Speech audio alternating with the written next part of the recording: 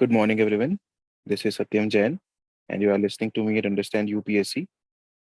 Today, we have Chitij Verma sir with us for the masterclass on economics optional, and it is a privilege to have him here. Chitij sir के बारे में मैं आपको थोड़ा सा बता देता हूँ. He secured All India 366 rank this year in the recent CSE 2022, and his optional score in economics was 279, which is probably one of the highest in India. But more than this, we are also privileged to have him here because he's such a nice human being. So, like, I would just share a very small anecdote when Chitij came forward and messaged कि he wanted to like take a master class for economics optional people. I was thrilled कि चलो कोई आ रहा है platform पे who has such a good score of 279. But look at the humbleness of this human being that he didn't mention his rank. बताया ही नहीं कि मेरी rank है. By chance, I had this in my memory कि he has got a rank. पता नहीं मैंने कहीं तो नाम देखा था या कहाँ देखा था. So I asked him कि like शायद आपकी रैंक है इस बार, if like you can confirm. तब जाके इन्होंने बताया कि हाँ इनकी रैंक है. This is the kind of human being he is, and that is why it is a privilege to host him here.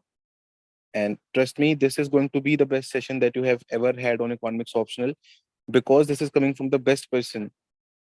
मैं हमेशा ये चीज बोलता हूँ कि जिस इंसान का आपको गाइड करने में कोई भी अपना खुद का सेल्फिश इंटरेस्ट नहीं है, that person will always be the best guide. And that is why Chitish bhai will be the best guide for economics optional क्योंकि जरा सा भी personal motive attached नहीं है. So now I'll hand it over to him. A very warm welcome, Chitish bhai, and you can like the floor is all yours. Thank you. Thank you so much, Satyam bhai. It's a privilege to be part of this great initiative of yours. And thank you so much for such kind words. I hope It's a I'm pleasure. audible. I hope Yes, I'm sir. audible. You're audible, bhai. Audible. Okay, perfect.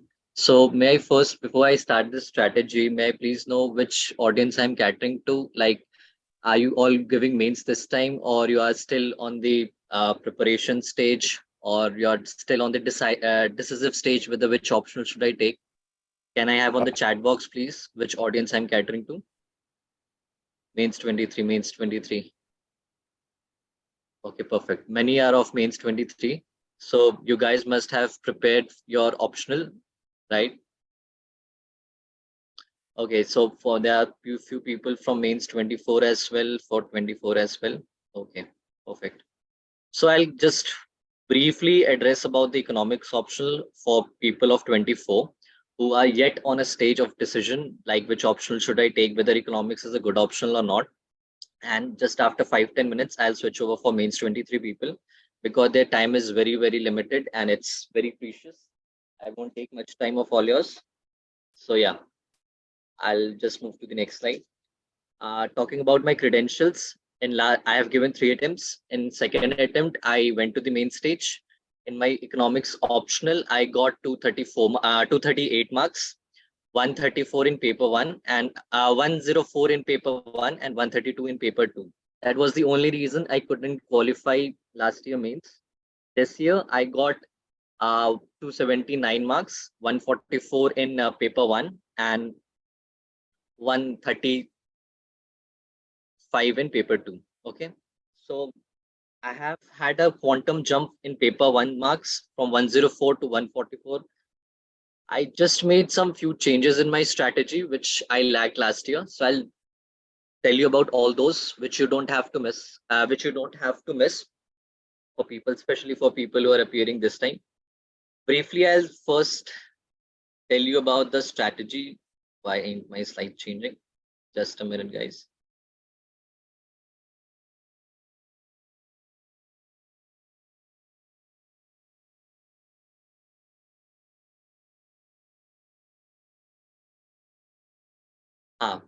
Choice of economics optional. So for the people of 24 who are yet on the decisive stage whether to take economics optional or not, I'll just add some pointers to it which I have personally experienced. The pros of it, there are pros and cons of economics optional. It's a very good optional, if I have to say. It's the reason that I have qualified this exam this year, because essay screwed up my marks this time. It's the optional that only saved me.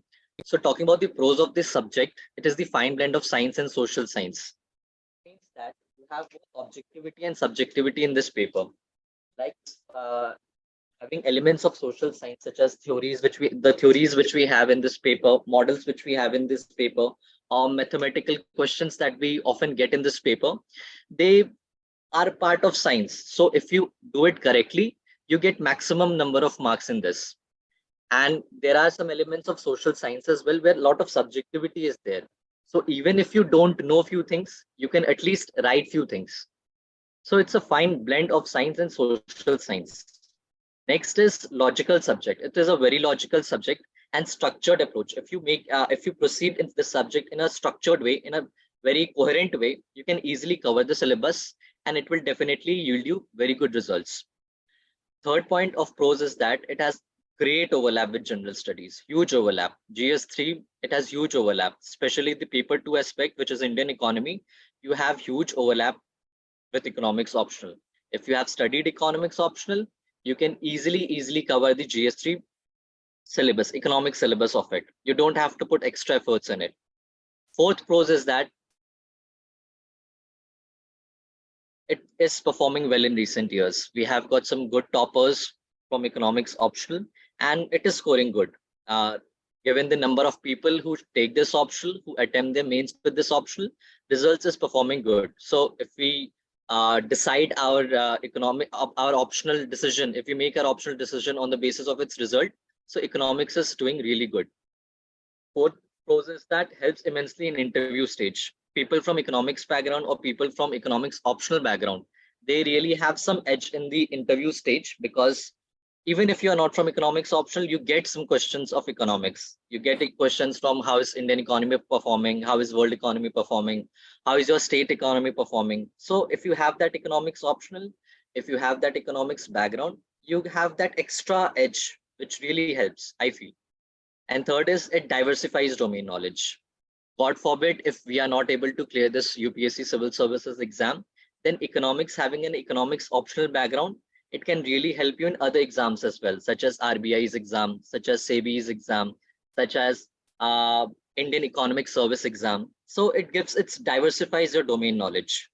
So basically, these are the pros of this optional. And on the other hand, there are cons as well. Talking about the cons, just a minute, slide. Ah, cons. It's very vast. Syllabus is really very vast. It consumes a lot of time. So if people who are willing to attempt in 2024 with economics optional, you must put a lot of your focus now on economics optional subject as well. Syllabus will require at least 5 to 6 months to get covered up entirely. You cannot miss any part of the syllabus. Each and every part of the syllabus is really very important. Second point is requires aptitude of understanding graphs. Optional, as I told, it's a blend of science and social science. So there has to be some aptitude of understanding graphs, because in economics optional subject, unlike the economics which we study in GS3, there is a lot of focus on graphs. You explain models through graphs, you explain trends through graphs. So it requires a natural aptitude of understanding graphs. So anyone who has a natural aptitude, there are not very tough graphs there, but you have to have that aptitude. Not everyone has that aptitude of understanding graph. So if you have that aptitude, please do take it. Third is virtually no good coaching or no good test series is available in the subject. Especially in UPSC fraternity, there is no good teacher teaching economics optional. There are few teachers who have good names, but in my personal experience, I have not met anyone who is just the perfect one in this optional. In few other options, there are few teachers who have very reputed name, but in this optional, you don't have one. So most of the efforts have to be brought in from your own side. You have to put in extra efforts to compile your notes. You have to put in extra efforts to devise your own strategy. You have to put in extra efforts to enrich your answers, to see where you're actually missing. There actually no one who can guide you really well in this optional. Fourth point is that it requires memorization of lots of facts, especially in paper 2. You have to quote a lot of datas, a lot of factual things, a lot of papers, a lot of uh, case studies. So it requires memorization of a lot of facts. So if you have that quality that you can memorize a lot of facts, you must take this optional. Next is can't bluff in theoretical questions. These are objective in nature. Since I told you it's a blend of science and social science, right? In science, we cannot bluff. What is the theory? It is the theory. You just cannot write anything. In social science questions, you can actually think from your own happenings, and you can connect with the dots, and you can frame an answer. At least you would get half a mark or 1 mark. But in theoretical questions, especially the questions like in which they ask about models, you cannot bluff. If you know it, you know it. If you don't know it, you don't know it. So it's objective in nature. Next is it requires continuous updation. Year after year, data's facts, it changes. So your notes, God forbid, if we don't clear in first attempt, we have to continuously update our notes. So it is also a con. Once a note made is not a note made forever. You have to continuously update it, continuously upgrade it with the current trends that is happening, with the current affairs that is happening. You have to continuously update it. So it is also a con of the subject. So briefly, these are the pros and these are the cons. So who should take this optional? Someone from economics background who has done economics graduation or economics masters must take this optional, because you have that extra edge. You have already studied most of the syllabus. You already are aware of the jargons of the subject. You already are aware of how to proceed in the subject. And don't be threatened, because economics optional, they don't ask the mathematical aspects of it. Like if we are from Delhi University or from any university which follows DU syllabus, there we study economics from the point of mathematics. There is a lot of mathematical aspects of economics in it. But in UPSC, there is no mathematical aspect of it. You just have theories and you have proofs, which are theoretical in nature, not mathematical proofs. So if anyone who has background in economics must take it, or anyone who does not have a background but has a natural interest in the subject. While studying GS, we do develop interest in certain subjects, right? Someone develops interest in history, some develops interest in polity, some develops interest in geography. So if you have natural interest in economics as a subject, do take it. But have a caution that this economics optional as a subject will require great amount of efforts. If you're willing to put in that much effort, if you have the luxury of time to put in that effort, you must go ahead with it. It will really reward you. Third is scientific background, especially engineers, people from engineering background or mathematics background. They have an aptitude for graphs, proofs, basic mathematics like basic calculus, differentials, or integration or differentiation. So if you have that scientific background, do take it. It's a very, very easy optional for you, because you'll have that logical aspect of it. You don't have to mug up theories a lot. If you just proceed ahead with logic, economics optional will get covered immensely, easily it will get covered. So finally, structured and strategic approach will really reward you well. You must take it if you are from background in economics, if you have interest in economic subject, or if you are from any scientific background. For other people who are from different backgrounds but have interest, and if you're willing to decide and willing to start this economics optional preparation, you should start from this lecture series, which is MIT University's Principles of Microeconomics lecture series. It is freely available on YouTube. You can get an idea of what actually economics as an optional subject is. If you develop interest in that series, then only you should proceed ahead with it. Moving ahead, I had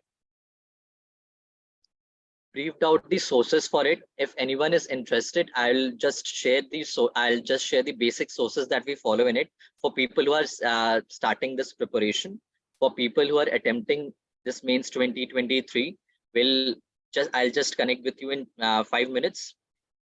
Talk about the sources. First is microeconomics. Microeconomics, we study advanced economic theory by H.L. Hoja. It's a thick book, almost a 1,000-page book. Next is macroeconomics. Freund is the ultimate source which we should follow for macroeconomics, and only first 12 chapters. That's it. And some topics we have to cover in macroeconomics, which is left out in Freund. Those topics we can find it from any topper's notes, only topics, and we can study it from HL Ahuja, macroeconomics of HL Ahuja. Third major chunk is international economics. Salvatore is the Bible for this. Salvatore, you have to read cover to cover as well as appendices of it. You have to solve those questions as well. Fourth is public finance. Wherein Musgrave and Musgrave's public finance is the basic book which we have to follow, followed by H.L. Bhatia, some parts of H.L. Bhatia only, wherein in public financial structure of India is particularly given, only those parts of it. Next is growth and development. There's no one particular good book in growth and development. You just have to follow one book for basic reading and add on to it from toppers notes. I'll let you know which all toppers have good notes. I have attached those links as well. Next topic is money and finance. H.L. Ahuja's macroeconomics book has parts of money and finance. You just have to read those. And next is environmental economics. You have to cover it. There's no good reading of environmental economics available. So just do that from any toppers notes. I'll let you know which toppers have those notes of environmental economics. Next is paper one strategy.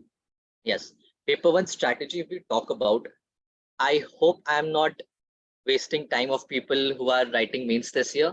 Satyam sir, shall I first address those people who are writing mains this year? भाई comprehensively चल रहे हो आप, मेरे हिसाब से तो चलते रहो. Whatever you say, because their time is really precious. If they all are aware of it, whatever you say. मेरे हिसाब से आप फ्लो में चल सकते हो. होगा तो like people will let us know. Okay, perfect then. Perfect. Okay, so talking about the strategy as a whole, अगर हम paper one की strategy, when we start, paper one की strategy has multiple stages of preparation. You just don't go एक बार में उस subject में. It's a very vast subject और stages में इसकी preparation होंगी. When you first read the subject, paper one में, which is purely theoretical in nature, where you have microeconomics, macroeconomics, growth and development, international economics, public finance, and money and banking, and environmental economics. So these are all theories. You don't have Indian economy aspect in this paper. That is solely in paper two. So in paper one, there are multiple stages. पहला stage में जब हम पढ़ेंगे, we have to focus on understanding the concepts, understanding the theories. We have to get the concepts cleared, the jargons cleared. Like if we ask you money hypothesis, we have to know what money hypothesis is. They ask you spending hypothesis. You have to have a very clear concept of spending hypothesis. इस stage में याद करने की जरूरत नहीं है. इस stage में रट्टा मारने की जरूरत नहीं है. इस stage में facts, assumptions, models को रटने की जरूरत नहीं है. इस स्टेज में सिर्फ अंडरस्टैंड, समझने की जरूरत है कि कहना क्या चाह रहा है, what is it trying to inform. इस स्टेज में ग्राफ समझने की जरूरत है, क्योंकि कोई भी मॉडल इकोनॉमिक्स में हम पढ़ते हैं ना, it is explained with the help of graphs. We have a lot of graphs in it. So graph समझना is very important, because it is the graph that will fetch you marks in mains. आपको mains के answer में, in whatever answer you get, if you draw one graph, if you draw two graphs, it will give you much more marks. तो graphical understanding होना बहुत जरूरी है इस stage में. और इस स्टेज पे आप प्रीवियस ईयर क्वेश्चंस को मत देखना, क्योंकि अभी कुछ नहीं समझ आएगा. बहुत से बच्चे इस स्टेज में प्रीवियस ईयर क्वेश्चंस देखने लगते हैं, पर अभी कुछ नहीं समझ आएगा, क्योंकि इकोनॉमिक्स ऑप्शनल पेपर वन में जो क्वेश्चंस आते हैं ना, दे इंटरलिंक मॉडल्स. एक मॉडल को इंटरलिंक कर दिया दूसरे से, दूसरे को तीसरे से, तीसरे को चौथे से. तो if you have just read one model, you won't be able to get the question entirely. तो इसीलिए अभी सिर्फ क्वेश्चन मॉडल समझने की कोशिश करो, कंसेप्ट समझने की कोशिश करो, ग्राफ समझने की कोशिश करो. प्रीवियस ईयर क्वेश्चंस को इस स्टेज में देखने की जरूरत नहीं है. फैक्ट्स इस स्टेज में याद करने की जरूरत नहीं है. मॉडल्स की डेफिनेशन वगैरह इस स्टेज में याद करने की जरूरत नहीं है. हाँ, when you have that clear concepts, try to make notes simultaneous. Notes इसलिए बनाना इंपॉर्टेंट है इकोनॉमिक्स में, क्योंकि इसके बुक्स बहुत मोटे मोटे हैं. It's very very thick. Almost 1000 page book is अचल Ahuja. 200-300 page book is Freuen. Salvatore is also 200-300. So these thick books काफी intimidating से लगते हैं. So if you have those short and crisp notes with you ना, you can easily proceed with this optional. इस stage में once you have that clarity of concept, move ahead with making notes. Next is stage two. Stage two will happen in stage two में you have to focus on revision. the notes which you have made in paper in stage 1, you have to revise and multiple bar revise करना है उस चीज को, क्योंकि models तभी retain होते हैं, और जब तक रिटेन नहीं होंगे you can not interlink those models. अगर न्यू केनेशियन मॉडल पूछ दिया है तो you have to know the basics of old Keynesian model. You have to know the basics of rational expectation. Then only you can comprehensively write a good answer of new Keynesian model. तो इसीलिए इस stage में revision retention बहुत जरूरी है. पहला stage जो था, पहली बार आप जब पढ़ोगे तो पेपर 1 कवर करने में ऑलमोस्ट 3 to 4 months और 5 months भी लग सकते हैं. ये फास्ट ऑप्शनल है, but once you are done with this notes, उसके बाद रिविजन बहुत इजी हो जाता है. मल्टीपल रिविजन, तुम 1 महीने से 1.5 महीने के बीच में 2-3 बार पूरी सिलेबस रिवाइज हो सकती है if you have those notes. If you are preparing from book, which I will not suggest, सिर्फ बुक में अंडरलाइन करके मत करना, क्योंकि नोट्स बनाने से एक कॉम्प्रिहेंसिव वे में you can prepare the notes. I will tell you how to comprehensively prepare the notes, but do try to make notes in the subject. Stage 2 में you have to focus on revision and retention. Graphs को बहुत practice करना है. मैंने पिछले mains में ये गलती की थी कि ग्राफ्स मैंने ड्रॉ करके बहुत प्रैक्टिस नहीं किए थे. दिस वाज द रीजन कि एग्जाम हॉल में उतना टाइम नहीं रहता कि you can think and draw the graphs. You have to have those graphs in your memory, in your muscle memory, तभी वो ग्राफ्स बन पाते हैं एग्जाम हॉल में. तो इसीलिए मल्टीपल रिविजन्स बहुत जरूरी है. ग्राफ्स को प्रैक्टिस मल्टीपल बार प्रैक्टिस करना बहुत जरूरी है. इस स्टेज में स्टेज 1 अगर आप प्रीलिम से पहले कवर अप कर लो, दैट इज वेरी गुड. आपको नोट्स आपके तैयार हो जाने चाहिए. Stage 2 and 3 you can do it after prelims if 1 साल की प्रिपरेशन हो रही है तो. For anyone who is giving their second और थर्ड अटेम्प्ट, तो आपकी स्टेज 1 तो रेडी होगी, आप स्टेज 2 और स्टेज 3 पे प्रोसीड कर सकते हो. Stage 2 will take around 1.5 months. उसमें आपको प्रैक्टिस रिवाइज ये करना है, मेमोराइज करना शुरू कर देना चाहिए. Definitions, assumptions, critical analysis, I tell you in later stage के क्या एक्चुअल में नोट्स में होने चाहिए और क्या क्या मेमोरी का क्या क्या याद रखना चाहिए. I tell you that. Even in this stage जब आप 2-3 बार रिवाइज करोगे, तभी भी आपसे 60-70% ऑफ प्रीवियस ईयर क्वेश्चंस नहीं होंगे, क्योंकि वो बहुत घुमा फिरा के क्वेश्चंस पूछते हैं. तो अनलेस एंड अनटिल आप इंटरलिंकिंग करना शुरू नहीं करोगे, आप एक मॉडल को, ग्रोथ एंड डेवलपमेंट को, अगर आप मैक्रो इकोनॉमिक्स मॉडल को इंटरनेशनल इकोनॉमिक्स से लिंक करना नहीं शुरू करोगे ना, तो पेपर सॉल्व नहीं होता है.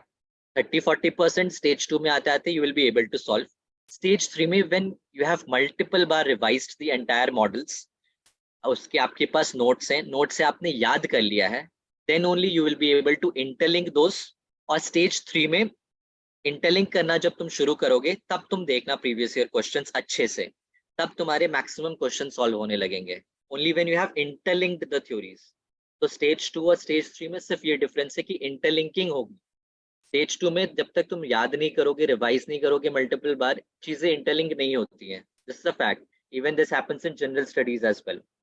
तो स्टेज 2 में याद करना, रिवाइज करना इज इंपॉर्टेंट. स्टेज 3 में मॉडल्स इंटरलिंक करना इज इंपॉर्टेंट, और sit with previous year questions. I tell you, इस एग्जाम मतलब यूपीएससी में अगर ऑप्शनल इकोनॉमिक्स के साथ क्वालिफाई करना है, तो only and only best thing you have to do is solve previous year questions. Almost 40 to 50% of questions repeat होते हैं. 1990 onwards शुरू कर देना जितने previous year questions है, and do solve each of them. Write your own model answers of it. इससे क्या होगा ना कि तुम्हारा 50-60% ऑफ पेपर तुम्हारा डन रहेगा. तुम्हें पता है कि वहीं से क्वेश्चंस आएंगे, और वो सच में आते हैं. मैंने लास्ट मेंस में सारे क्वेश्चन सॉल्व नहीं किए थे, and that was the only mistake I did, जिस वजह से मेरे ऑप्शन में पिछले बार कम मार्क्स आ गए. पर इस बार मैंने डिलीजेंटली बैठ के काम किया, प्रीवियस ईयर क्वेश्चंस अच्छे से सॉल्व किए, और इस बार भी almost 30 to 40% paper was repeated. तो जब पता है कि रिपीट हो रहा है इतना ज्यादा, तो we should not miss it. Previous year questions बहुत डिलीजेंटली सॉल्व करने हैं इस स्टेज में, और खुद के मॉडल आंसर्स लिखने से यू गेट अ क्यू कि कैसे आंसर्स लिखने, कैसे क्वेश्चंस होते हैं, तो वो खुद से लिखो. और इसका बेस्ट सोर्स है अभिषेक दुद्दल सर हैं, उनकी ब्लॉग है, उसमें उन्होंने खुद की पीडीएफ बुक अपलोड की हुई है. उसमें he has solved all the questions 1990 onwards और 1980 onwards. He has written all the answers to those questions. तो अगर कोई हेल्प चाहिए तो you can take help from that book as well, क्योंकि सबका आंसर एक जगह नहीं मिल पाता, और प्रीवियस ईयर क्वेश्चंस में जो जो पूछे गए हैं उसका हर एक का आंसर बुक में है भी नहीं. So this should be the stages of preparation. Microeconomics पे briefly what you have to read and what you have to note make. Microeconomics source I have told you HL Ahuja cover to cover पढ़नी है. There is no alternative to it. HL Ahuja के कहीं से भी पूछ लेते हैं. लेकिन हाँ कुछ चैप्टर्स ऐसे हैं जहाँ पे कम फोकस कर सकते हैं, जैसे डिस्ट्रीब्यूशन थ्योरीज जहाँ पे है, प्रॉफिट की थ्योरी है तुम्हारा, प्रॉफिट के अलावा रेंट की थ्योरी है, रेंट का रिकार्डियन रेंट कंसेप्ट वगैरह अच्छे से पढ़ लेना. बाकी जो थ्योरीज है उसको कम फोकस कर सकते हैं डिस्ट्रीब्यूशन थ्योरी में. फिर उसके अलावा सेंस वेलफेयर थ्योरी और एरो का जो प्रूफ है, you have to do it from toppers notes. HL Ahuja में वो अच्छे से नहीं दिया हुआ है और जो दिया हुआ है वो गलत दिया हुआ है. सो सेंस का वेलफेयर थ्योरी और एरो का प्रूफ सोशल वेलफेयर में आता है. ये सारे दोनों टॉपिक्स ये दोनों तुम्हें गौरव अग्रवाल सर के नोट्स में मिल जाएंगे. उनका ब्लॉग है सुपरमैन रिटर्न्स, और एल्स कुमार अनुराग सर के ब्लॉग में मिल जाएंगे, और अभिषेक दुद्दल सर का जो ब्लॉग है लास्ट में डिटेल ब्लॉग का लिंक बता देंगे तुम्हें. You will get it there. ठीक है, तो these are the basic sources which you have to follow in micro economics. Notes का स्ट्रैटेजी क्या होना चाहिए? HL Ahuja is very bulky book, almost 1000 pages book, 1200 to 1300 pages की बुक है. So the notes का जो स्ट्रैटेजी होनी चाहिए कि 1:10 का रेशियो यू शुड फॉलो. 1:10 हो तो इससे कम, इससे ज्यादा नोट्स और मत बढ़ाना. मतलब 10 पेज को you should summarise in 1 page. तो ऐसे करके तुम्हारे 100 पेजेस में पूरे नोट्स कंपाइल हो जाएंगे. मैक्सिमम 100 पेजेस में you should have micro economics के notes. Have very crisp notes, क्योंकि unless and until you have crisp notes revision हो नहीं पाता है. रिविजन क्रिस्प होना चाहिए नोट्स रिविजन के लिए, लेकिन क्रिस्प के साथ साथ कॉम्प्रिहेंसिव होना चाहिए. कॉम्प्रिहेंसिव नोट्स क्या होता है? जैसे सबसे पहले जैसे मॉडल हम लोग पढ़ते हैं, सबसे पहले अगर हमने पढ़ा कार्डिनल कंसेप्ट ऑफ यूटिलिटी वगैरह पढ़ा, अगर हम डिमांड थ्योरी पढ़ रहे हैं तो एक डेफिनेशन होनी चाहिए मुझे कि कार्डिनल कॉन्सेप्ट क्या कहता है, डिमांड थ्योरी क्या है, इकोनॉमिस्ट उस थ्योरी को किस इकोनॉमिस्ट ने दिया है. जैसे एल्फ्रेड मार्शल हो गए, या फिर तुम्हारे फादर ऑफ इकोनॉमिक्स हो गए, जिनकी भी जो भी इकोनॉमिस्ट हैं उनका इकोनॉमिस्ट का नाम और उनका काम, wealth of Nations Adam Smith, उनका काम यू मस्ट कोट इट. जो भी मॉडल पढ़ो, ये दो चीज, इकोनॉमिस्ट किस इकोनॉमिस्ट ने दिया है और किस काम में दिया, उनकी वर्क क्या, उनका बुक या फिर कोई पेपर, ये दो चीज जरूर लिखना. It will give you brownie points in mains answers. ठीक है, एक डेफिनेशन, क्रिस्प डेफिनेशन, जिससे तुम इंट्रोडक्शन स्टार्ट कर सकते हो अपने मेंस के आंसर में. उसके अलावा एजम्पशंस लिखना इकोनॉमिक्स में बहुत जरूरी होता है, क्योंकि any model is based on assumptions. You have to write only 3-4 बहुत मेजर एजम्पशंस लिखना, माइनर एजम्पशंस लिखने की जरूरत नहीं है. 3-4 मेजर एजम्पशंस लिखोगे, दैट इज इनफ. एजम्पशंस हो गई. उसके अलावा थ्योरी को एकदम पॉइंटर्स फॉर्मेट में you have to revise, you have to learn, you have in your notes एकदम पॉइंटर फॉर्मेट में थ्योरी को लिखना कि पहली लाइन ये, दूसरी लाइन ये, तीसरी लाइन ये, चौथी लाइन ये, that's it. Pointers format exam में लिखना इजी हो जाता है. थ्योरी के बाद एविडेंस लिखना बहुत इंपॉर्टेंट है कि ये जो थ्योरी है इसकी एविडेंस क्या है, रियलिटी में क्या एविडेंस मिलती है, क्या प्रूफ मिलती है, you must write that. Evidence के बाद क्रिटिसिज्म, इस थ्योरी की क्रिटिसिज्म क्या है, उसको उसके नेगेटिव्स क्या हैं, उसके चैलेंजेस क्या हैं, you have to write that. और लास्ट में कंक्लूजन के लिए यू कैन राइट कि ये theory was followed by this theory, इसकी ये कमी रह गई क्रिटिसिज्म. इस क्रिटिसिज्म के बाद नई स्कूल ऑफ थॉट क्या आए, नई मॉडल्स क्या आई जो इस क्रिटिसिज्म को सॉल्व करती थी. तो you can conclude through those models, right, कि this theory was followed by this and it resolve the criticism of this. ऐसे करके तुम कंक्लूड कर सकते हो answer. This is the holistic way through which we can prepare notes. Definition, कोई भी model पढ़ो तो ये याद रखना हमेशा, डेफिनेशन एक होनी चाहिए, इकोनॉमिस्ट किसने दिया था वो, उसका काम, work, his book or his journal or his paper, whatever it is, the assumptions of the model, जो थ्योरी है, थ्योरी का एग्जाम्पल, थ्योरी का diagram which is the graphical representation, वो थ्योरी में ही आ जाएगा. ग्राफ्स याद कर लोगे तो थ्योरी का एक्सप्लेनेशन बहुत ईजी हो जाता है. You just have to explain those graphs. तो ग्राफ समझना बहुत जरूरी है.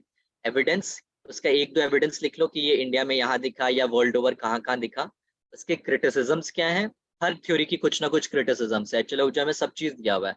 You just have to make crisp notes out of it. Criticism लिख लो और फॉलोड बाय, ये भी HL आहूजा में दिया हुआ है कि ये मॉडल के बाद ये मॉडल आया, ये लाइन ऑफ थॉट के बाद ये लाइन ऑफ थॉट आया. You just have to note down और फॉलोड बाय से तुम कंक्लूड कर सकते हो आंसर्स को. Perfect. Any doubts up till here? फिर अगर कोई डाउट्स हो तो फिर हम आगे मैक्रो इकोनॉमिक्स पढ़ते हैं. Anyone please? Abhishek Duddal sir's previous solution book, this is there. Okay.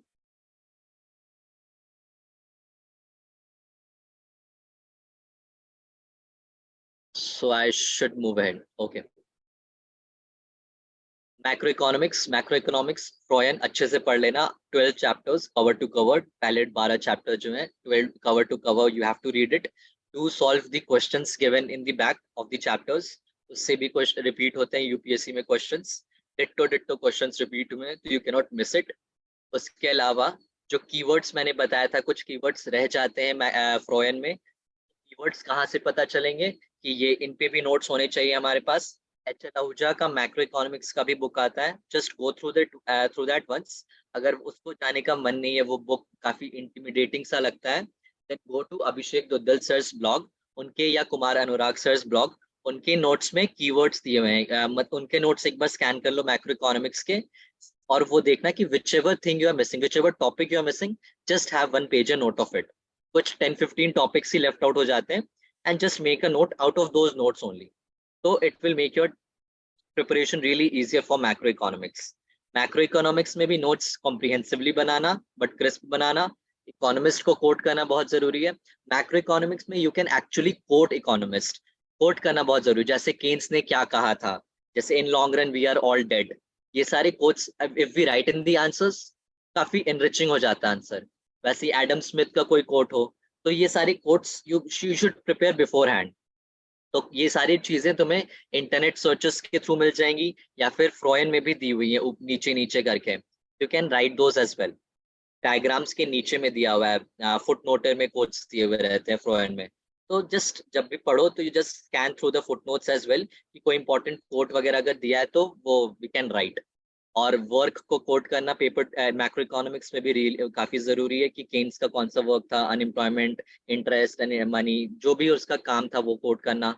Real life examples coat करना इज वेरी इंपॉर्टेंट. जैसे why Keynesian economics got developed because of 1929 1930s Great Depression. उसके बाद Keynesian economics आया. तो real life examples देना is really necessary for macroeconomics, and do put in case studies as well. If you find any case study related to Keynesian economics or in neo-Keynesian world, और जैसे stagflation का कोई case study आ गया कि stagflation इस country में देखा गया था, तो whenever you have a theory on stagflation, तो तुम केस स्टडी की अभी रिसेंटली यहाँ stagflation देखा गया, ये सब तुम कोट कर सकते हो. तो हैव दोस केस स्टडीज. ये सारी चीजें फ्रॉयन में दी हुई हैं. You just have to find those. Footnotes में दी हुई हैं, अलग से बॉक्स बना के दी हुई हैं, so you just have to find those.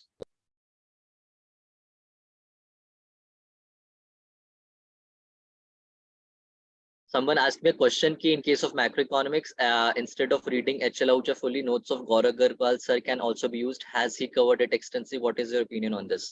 See, instead of H.L. Ahuja, you can use Froyen. Don't go for notes for, especially for paper one. क्योंकि paper one का ना notes के through you won't have that conceptual clarity.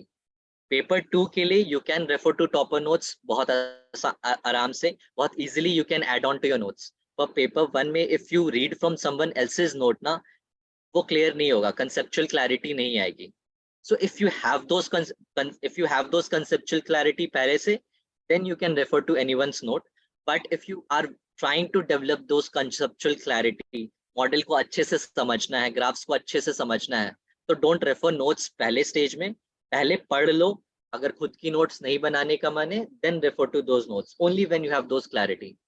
Gaurav sir ने काफी extensively cover किया है, लेकिन still कुछ पार्ट्स छूट जाते हैं, और उनकी नोट्स इज ऑफ 2013 बैच के हैं वो, तो वो काफी पुराने हो चुके notes. It's almost a decade.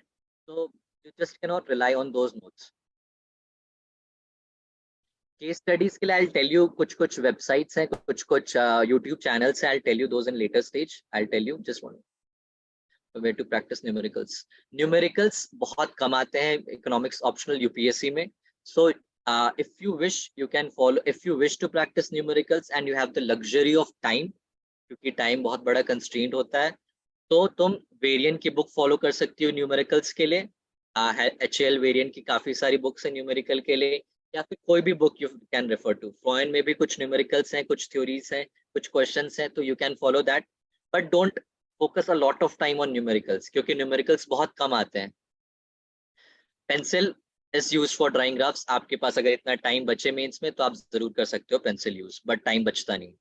International economics, moving ahead, questions I take on latest stage. International economics, Salvatore is the Bible. Salvatore cover to cover पढ़ना है, उसमें कोई एफर्ट्स में कमी, प्लीज एनीवन। हाँ, okay. Salvatore is the Bible, you have to read appendix of it as well. Appendix में जो questions दिए हुए हैं, टू रीड इट। और अपेंडिक्स में कुछ प्रूफ्स भी दिए हुए हैं, गिवन प्रूफ्स, वो भी कर लेना अच्छे से, क्योंकि कई बार वहां से क्वेश्चन डायरेक्टली उठ के आते हैं। और एक दो टॉपिक छूट जाता है सैल्वातोर में, which is Krugman's intra industry theory. वो इंटरनेट पे मिल जाएगी या फिर नोट्स में मिल जाएंगी, बहुत इजीली मिल जाएंगी। इंटरनेशनल इकोनॉमिक्स में एक चीज करना कि करंट एग्जांपल्स को साइट करना बहुत जरूरी हो जाता है। जैसे इंट्रा इंडस्ट्री ट्रेड हो गया, तो intra industry trade automobile sector में काफी होता है कि हम भी गाड़ी एक्सपोर्ट करते हैं और इंपोर्ट भी करते हैं। तो ये सारी चीजें एग्जाम्पल्स में कोट करना इज वेरी। इंडिया किस कंपनी की कैसी गाड़ीज एक्सपोर्ट करता है, कैसे इंपोर्ट करता है, या फिर इलेक्ट्रॉनिक्स प्रोडक्ट्स हो गए, इंडिया कैसा एक्सपोर्ट करता है, कैसा इंपोर्ट करता है। तो current examples which will get from any current affairs magazine, और ये बस यू हैव टू इंटरलिंक कि ये एग्जाम्पल हम उसमें कोट कर सकते हैं। इंटरनेशनल इकोनॉमिक्स में करंट एग्जाम्पल देना is very important. Next is growth and development, बहुत ब्रीफली हम बता रहे हैं क्योंकि मेंस 2023 वाले बच्चे वेट कर रहे हैं। ग्रोथ एंड डेवलपमेंट की if I talk about, there is no one good source, कोई अच्छी एक सोर्स नहीं है। तीर्थांकर एंड रॉय है, मिश्रा एंड पुरी है, बहुत सारी बुक्स अवेलेबल हैं, एमएल झिंगन है। कोई भी एक बुक पढ़ लेना, which ever you feel is good, which ever you have, वो पढ़ लेना। सब सेम है, कोई भी कंप्रीहेंसिवली कवर नहीं करेगा, कोई भी बेस्ट सोर्स नहीं है यूपीएससी प्रिपरेशन के लिए। Just read one books. Her growth and development के मॉडल पे you should have one pager note. वही नोट का जो फॉर्मेट था, एक डेफिनेशन किसने दिया है, किस काम, उसकी वर्क क्या थी, उसकी थ्योरी क्या है, उसका डायग्राम क्या है, उसके पॉजिटिव्स, उसकी एविडेंसेस क्या है कि वो कहाँ मिलते हैं, उसके क्रिटिसिज्म्स क्या है, and what was the way forward, उसके बाद क्या आया, what was the change in line of thought. तो growth and development you have to do, book पढ़ लेना बेसिक। उसके बाद जो टॉपर्स के नोट्स हैं, आई विल टेल यू कौन कौन से टॉपर्स के नोट्स हैं। Even I have my notes, I have not uploaded yet, अगर किसी को चाहिए होगी I have those updated notes, हम अपलोड कर देंगे। तो comprehensive notes you have to prepare. Topper के नोट्स से भी रेफरेंस यू कैन टेक, क्योंकि मल्टीपल सोर्सेज से we compile notes. Multiple source पढ़ के you have to make your own notes growth and development में। कोई अच्छी बुक नहीं है। करंट लाइफ एग्जाम्पल्स डू हमेशा कोट करना कि अभी डेवलपमेंट में लोग ग्लोबलाइजेशन के बदले अंदर की तरफ इनर लुकिंग होने लगे हैं। इंडिया का आत्मनिर्भर भारत को यू कैन कोट, और चाइनीज इकोनॉमी जो इनवर्ड लुकिंग होने वाली थी उसको यू कैन कोट। तो you can quote these current life examples. Money and finance की when I talk, don't overdo this topic, specially basic concepts कर लेना एचएल आहूजा से। और इससे एचएल आहूजा से बेसिक मैक्रो इकोनॉमिक्स की जो बुक है, उससे एकदम बेसिक बेसिक कंसेप्ट जो मनी फाइनेंस के हैं कि M1 M2 M3 M4 क्या होता है, मनी के थ्योरीज हैं, वो सारी चीजें कर लेना। स्पेंडिंग हाइपोथेसिस क्या है, मनी हाइपोथेसिस क्या है, ये सारी चीजें बहुत इजीली मिल जाएंगी तुम्हें एचएल आहूजा में। अगर एचएल आहूजा करने का टाइम नहीं मिला तो मनी एंड फाइनेंस के लिए just refer to toppers notes, उससे हो जाएगा, क्योंकि इससे नंबर ऑफ क्वेश्चंस कम आते हैं and the cost and benefit which you do वो उतने ज्यादा नहीं है। तो वो तुम्हारी चॉइस है, एचएल आहूजा और topper notes, whichever you prefer. Same goes with public finance, Musgrave and, किसी के पास अगर टाइम की लग्जरी है तो you must read Musgrave and Musgrave, it's a very good book. और उसमें थ्योरीज अच्छे से कर लेना, theories are very important in public finance. और मसग्रेव एंड मसग्रेव में थ्योरीज बहुत डिटेल में in a very good coherent way they have explained. Plus कुछ टॉपिक्स, कुछ वर्ड्स, कीवर्ड्स रह जाते हैं पब्लिक फाइनेंस में, you can do it from toppers notes और एचएल भाटिया की पब्लिक फाइनेंस क्या थी, स्पेशली इन पब्लिक फाइनेंस के कंटेक्स्ट में, कि इंडियन पब्लिक फाइनेंस का स्ट्रक्चर कैसा है, उसका स्टेटस क्या है अभी, FRBM एक्ट क्या है, वगैरह वगैरह। ये सारी चीजें ईदर फ्रॉम टॉपर्स नोट्स और from HL Bhatia, which ever you prefer. I am getting a lot of questions, बस देख लें। Okay, paper two notes, questions I'll cover in the end. Paper two बहुत briefly I'll tell you. Paper two को any person who has a background in economics, जिसने economics कभी पढ़ी है या जनरल स्टडीज के लिए भी इकोनॉमिक्स इन ठीक ठाक पढ़ी है, तो don't pick up any book for it optional paper 2 के लिए। और बुक अगर उठाओ भी तो don't read it cover to cover, instead topic by topic proceed करना बहुत जरूरी है पेपर 2 में। बहुत डिटेल में we have syllabus of paper 2 and in paper 2 you have to move topic by topic. कोई भी बुक को कवर टू कवर नहीं पढ़ना है। Every word of the syllabus you should have 1 pager और मैक्सिमम 2 पेजर नोट्स, वो note बनाना बहुत जरूरी है।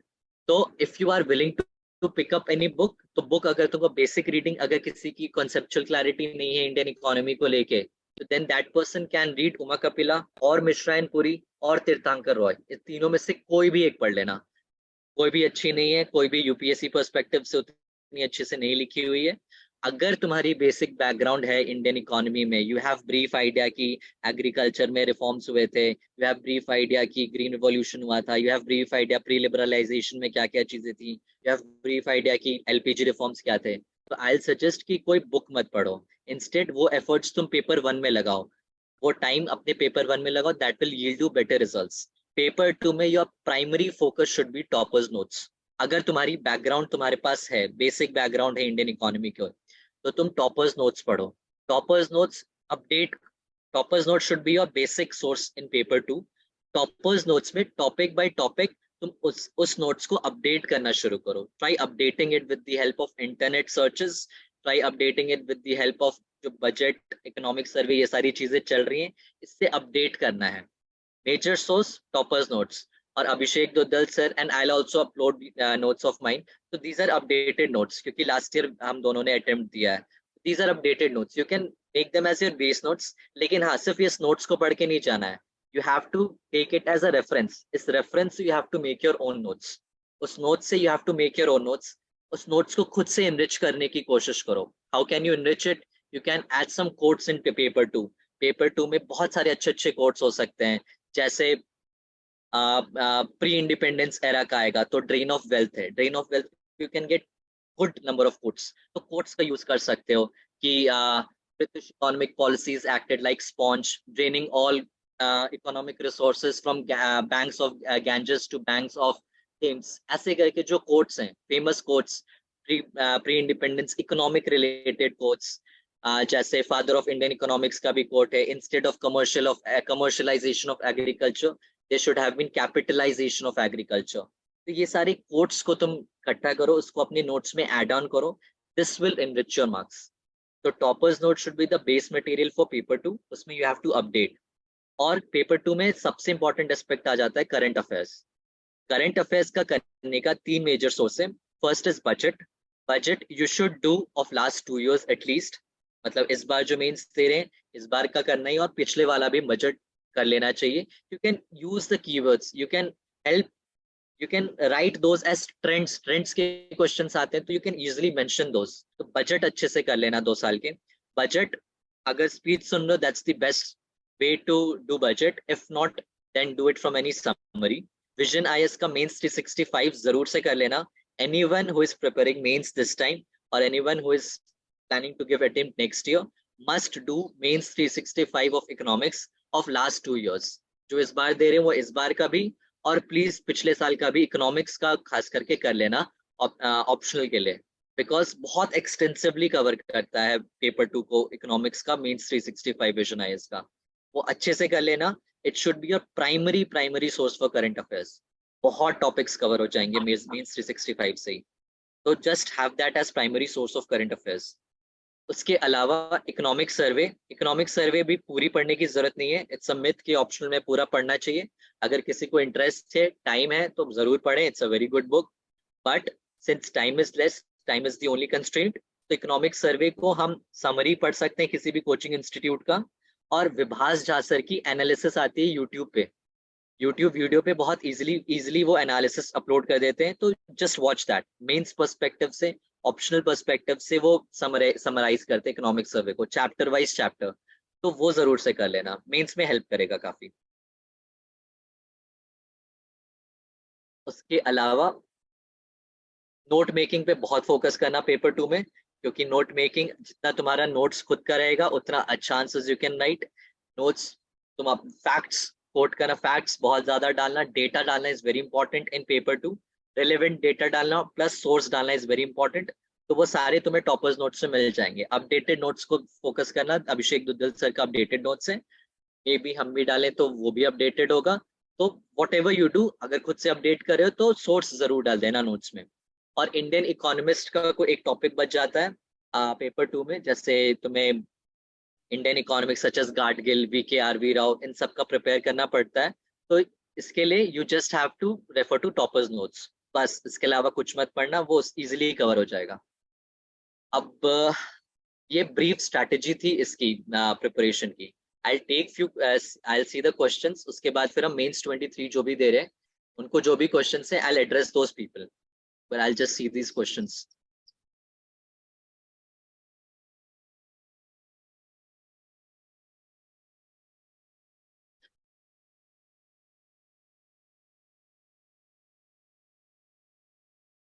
स्पेक्यूलेटिव अटैक का कवर करने के लिए you can refer to any toppers notes, refer toppers notes, क्योंकि बुक से पढ़ने, बुक में कहीं अच्छी दी हुई नहीं है। And if you try reading it from the original paper, बहुत चीजें समझ नहीं आती and it's a waste of time. तो refer any toppers notes, that will suffice for speculative attack. Don't overdo it, बस थोड़ा सा पढ़ना है। Vibhas sir Jha's notes is will be enough as he promised it to be. I am not sure, sir ने promise किया है, he might be accountable to it, but I am not sure. मैंने उनके नोट्स देखे थे पर it was not enough for me, क्योंकि मुझे खुद में कॉन्फिडेंस नहीं आ रही थी। and I won't suggest कि तुम इस ease of preparation के वजह से बुक्स ना पढ़ो। सर के notes if you have, do read it, plus books से एक बार रेफर कर लो कि कुछ टॉपिक्स छूट तो नहीं रही। if these topics are remaining, you should do it from books or from any toppers notes, क्योंकि क्लास में बहुत सारी चीजें छूट जाती हैं। You should not leave it. I'll share my notes, ठीक है? I'll definitely add my notes and send it to Satyam, so he'll provide you guys. Yes, to share notes, so it would help a lot in value addition. Sure, I'll do that. Upload your notes, whether on upload your previous. I'll upload my previous questions as well. While attempting how to manage time, last I couldn't complete the question paper. Do we need fully explain the like how you should discipline or just write the initial goals? You can time management is really a constraint. तो time management के लिए मैंने बताया ना, pointers में explain करना is very easy. Don't try explaining in paragraphs, उसमें बहुत टाइम वेस्ट हो जाता है और वो अच्छा लगता भी नहीं है एग्जामिनर को भी। तो कोई भी मॉडल को एक्सप्लेन करना है, ट्राई एक्सप्लेनिंग इन पॉइंटर्स। ग्राफ अच्छे से क्लियरली बनाओ, मार्क्स आधा से ज्यादा मार्क्स वही मिल जाता है। That's very important. ग्राफ बहुत क्लियरली, बहुत वेल एक्सप्लेन्ड ग्राफ होना चाहिए कि हर चीज अच्छे से मेंशन होनी चाहिए, एक्सेस डिफाइंड होने चाहिए, शिफ्ट्स हो रहे हैं तो शिफ्ट्स ग्राफ में मेंशन होने चाहिए, ये सारी चीजें अच्छे से मेंशन होनी चाहिए ग्राफ में। उसके बाद you have to just explain the graph. Initial equilibrium बहुत डिटेल में डिफाइन करने की जरूरत नहीं है। जस्ट टेल कि इक्विलिब्रियम किसके किसके इंटरसेक्शन से आया है and this is the initial equilibrium E not, what ever it is. उसके बाद तुम्हें जो भी चीज प्रूफ करनी है वहां से आगे प्रोसीड करो। हर क्वेश्चन में इनिशियल इक्विलिब्रियम को एक्सप्लेन करने की जरूरत नहीं है। You have to address the, जो भी क्वेश्चन में पूछा गया है, you just have to address this question. This is not a social science paper, it has a blend of science. So whatever is asked, just address that. और कुछ एक line का brief दे दो तो that will help you. I don't have economics background, but people taking this option mostly have economics and grad. So will I be at disadvantage in our answers? Not at all if you don't have background, but if you have conceptual clarity in it. I was from economics background, but इतनी conceptual clarity graduation level पे होती नहीं है. We all study after graduation only after in UPSC. तो अगर आपकी conceptual clarity develop हो जा रही है, if you are able to grasp those concepts, if you are able to grasp those graphical understandings, so you won't be at any disadvantage. Instead, in interview stage, you will be at advantage. क्योंकि economics optional is considered to be a tough optional. तो interviewers जो हैं, they set your bar at 160, 165. They start from that. तो तुम्हें advantage मिलेगी. But हाँ, you should have confidence in this subject. Under confident होके मत जाना. If you're under confident, then you should change the optional. How can we access your notes for paper 2? I'll let you know guys through Satyam, so I'll let you know कि कहाँ पे upload करेंगे. For example, if I start making notes today for optional, ideally how much time would it take to complete the whole syllabus? 5 to 6 month minimum that is required for optionals. Paper 1, paper 2 both 5 to 6 months लगेंगे अच्छे से cover करने में, including previous year question papers. तो 5 to 6 months. Along with तुम GS भी पढ़ सकते हैं. It's not that we won't get time to study GS. If you give 3-4 hours a day for optional, that's enough. 3-4 hours a day for 6 months, optional will be done. There are many books of H.L. Ahuja microeconomics. Please tell which one is required. Advanced Microeconomic Theory by H.L. Ahuja is the book for microeconomics, paper 1. And same is Advanced Macroeconomic Theory by H.L. Ahuja for macroeconomics. What should be the strategy for next 2 months? Should we attempt while revising our notes, or should we revise our notes in the next 1 month and then only do in the second 1 month? If you are a student AB who has asked this question, if you are writing mains this year, which I guess you are, you must have your notes ready by this time. You should focus on revision and multiple revision, and revise in the way which I have told you. Definition, name of the economist, name of his or her work, then a theory, what is the theory telling about, crisp pointers format में theory, then graphical understanding of it, graphs का practice अच्छे से कर लेना, and then evidence of it, and then its criticism and way forward. ये 7-8 चीजें की notes होनी चाहिए कोई भी model पे, कोई भी theory पे. You should have these 7-8 pointers in your hand. ये पहले revise करो, multiple बार revise करो. Only when तुम्हारी चीजें तुम्हारे दिमाग में बैठने लगेंगी, 3-4 revisions के बाद ही चीजें अच्छे से बैठती हैं, and only then you can link, then you can proceed ahead with previous year questions. तो अभी के लिए for 15-20 days I'll say कि तुम revision पे focus करो. If you have your notes ready, तो revision हो जाएगा, and then proceed with previous year questions. और simultaneously revision चालू रखना. Previous year questions में अगर दिक्कतें आ रही है, you should refer to that book which I told you. Abhishek Duddal sir की PDF form में एक book है, in his in his blog, which is Abhishek Duddal WordPress, something like that only. You'll get that book. तो उससे तुम्हें बहुत easily मिल जाएगा सारे previous year questions के solution एक जगह पे aggregated. So how can we go out paper 2 for mains 23 if we haven't done it till now? Sir, my paper 1 is complete and planning to finish revision till mid-July first attempt. Till mid-July first attempt. Perfect. So for mains 23, if you're in first attempt, that's very great. Congratulations first of all for that. और उसके अलावा paper 1 अगर complete है तो major chunk of syllabus is completed. Paper 2 के लिए, since you have less time now, so you should only refer to toppers notes. In currently you should go for Abhishek Duddal sir's note. उनके notes एक paper 2 के 2 format में, एक एकदम crisp notes हैं और एक थोड़े detailed notes हैं paper 2 के. तो first read detailed notes, and out of those notes make your own notes. वो notes अपने खुद के बनाओ detailed notes से. अपने notes में जो भी addition subtraction करनी है वो चीजें करो, and then revise through that note only. तो वो 15 दिन में हो जाएगा अगर note format में तुम जाओगे तो. 15 to 20 days will be able to complete आराम से. Sir, general equilibrium international trade answers are generally getting too lengthy or too complex. How do we manage these two parts? See, अगर too complex question आ रहे, there are कुछ topics जहाँ से बहुत complex questions आते हैं, so you don't have to attempt those questions. ठीक है? Optional में तो you have that choice करने का चीज ना कि you can choose questions. तो अगर बहुत bouncer types questions आ रहे हैं, तो don't go with that set. वो set करो ही मत. और अगर तुम्हें कुछ अच्छी चीज मतलब लग रहा है कि तुम्हें आती हैं, तभी करना चाहिए, क्योंकि मॉडल थ्योरेटिकल आंसर्स है ना. अगर कुछ भी लिख दोगे आती नहीं है तो वो मार्क्स पूरे के पूरे कट ऑफ हो जाते हैं, उसमें कुछ मार्क्स नहीं मिलते. और इजी क्वेश्चंस भी बहुत सारे आते हैं पेपर में, तो focus on easy questions. Easy questions can yield you good marks.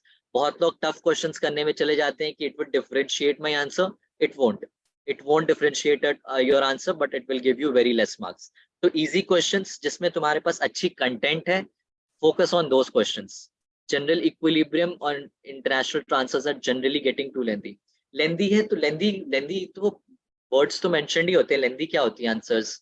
Words are already mentioned. There's no lengthy paper. Either you have to write in 150 words, 200 words, or 250 words. There's no lengthy.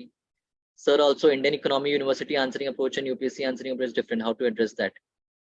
University approach में तुम्हें expert view kind of देना पड़ता है, पर UPSC में you cannot give that expert view. You have to quote experts का जो भी views है तुम उसे quote कर सकते हो, but just have one thing in mind कि जो भी आंसर्स तुम लिखो पेपर 2 में, have a socialistic tilt to it. बहुत कैपिटलिस्टिक टिल्ट मत देना, क्योंकि आंसर चेक जो प्रोफेसर्स करेंगे, they are very experienced people, और majority of them has those socialistic tilt. क्योंकि इकोनॉमिक पेपर 2 में कभी कभी तुम्हारा पूछ लेते हैं कि कैपिटल अकाउंट कन्वर्टेबिलिटी जैसे क्वेश्चन हर साल आता है कि वो होना चाहिए कि नहीं होना चाहिए।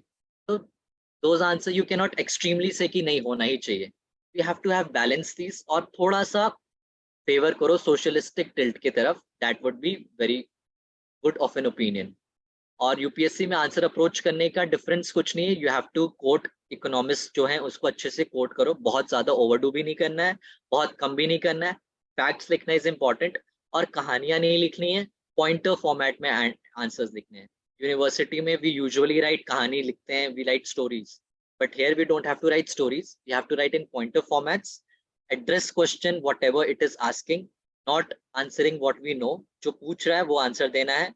अगर ग्राफ आता है उससे रिलेटेड हम कुछ ग्राफ ट्रेंड शो कर सकते हैं तो definitely do that in paper 2 as well, बहुत मार्क्स देगा।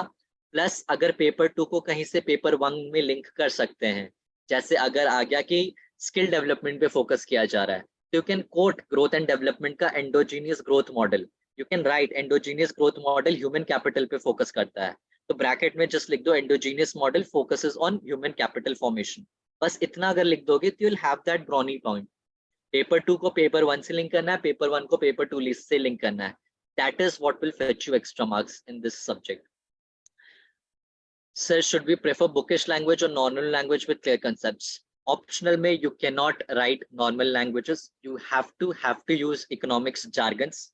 अगर रैशनल एक्सपेक्टेशन है तो तुम्हें रैशनल एक्सपेक्टेशन लिखनी पड़ेगी, अगर नैश इक्विलिब्रियम है तो you have to write Nash equilibrium, you have to write shift है, मूवमेंट है, they have a different meaning in economics optional, कहीं भी कुछ भी नहीं लिख सकते, तो jargons you have to write, लेकिन हाँ बहुत फ्लावरी लैंग्वेज नहीं लिखनी है, you have to write normal English, but you have to write those economics का jargons which we say subject के जो कीवर्ड्स हैं that you have to definitely write, तभी मार्क्स मिलते हैं, क्योंकि पूरे पेपर आई डोंट टेस्ट कि एक line anyone reads, if you have those keywords in your answers they will give you marks.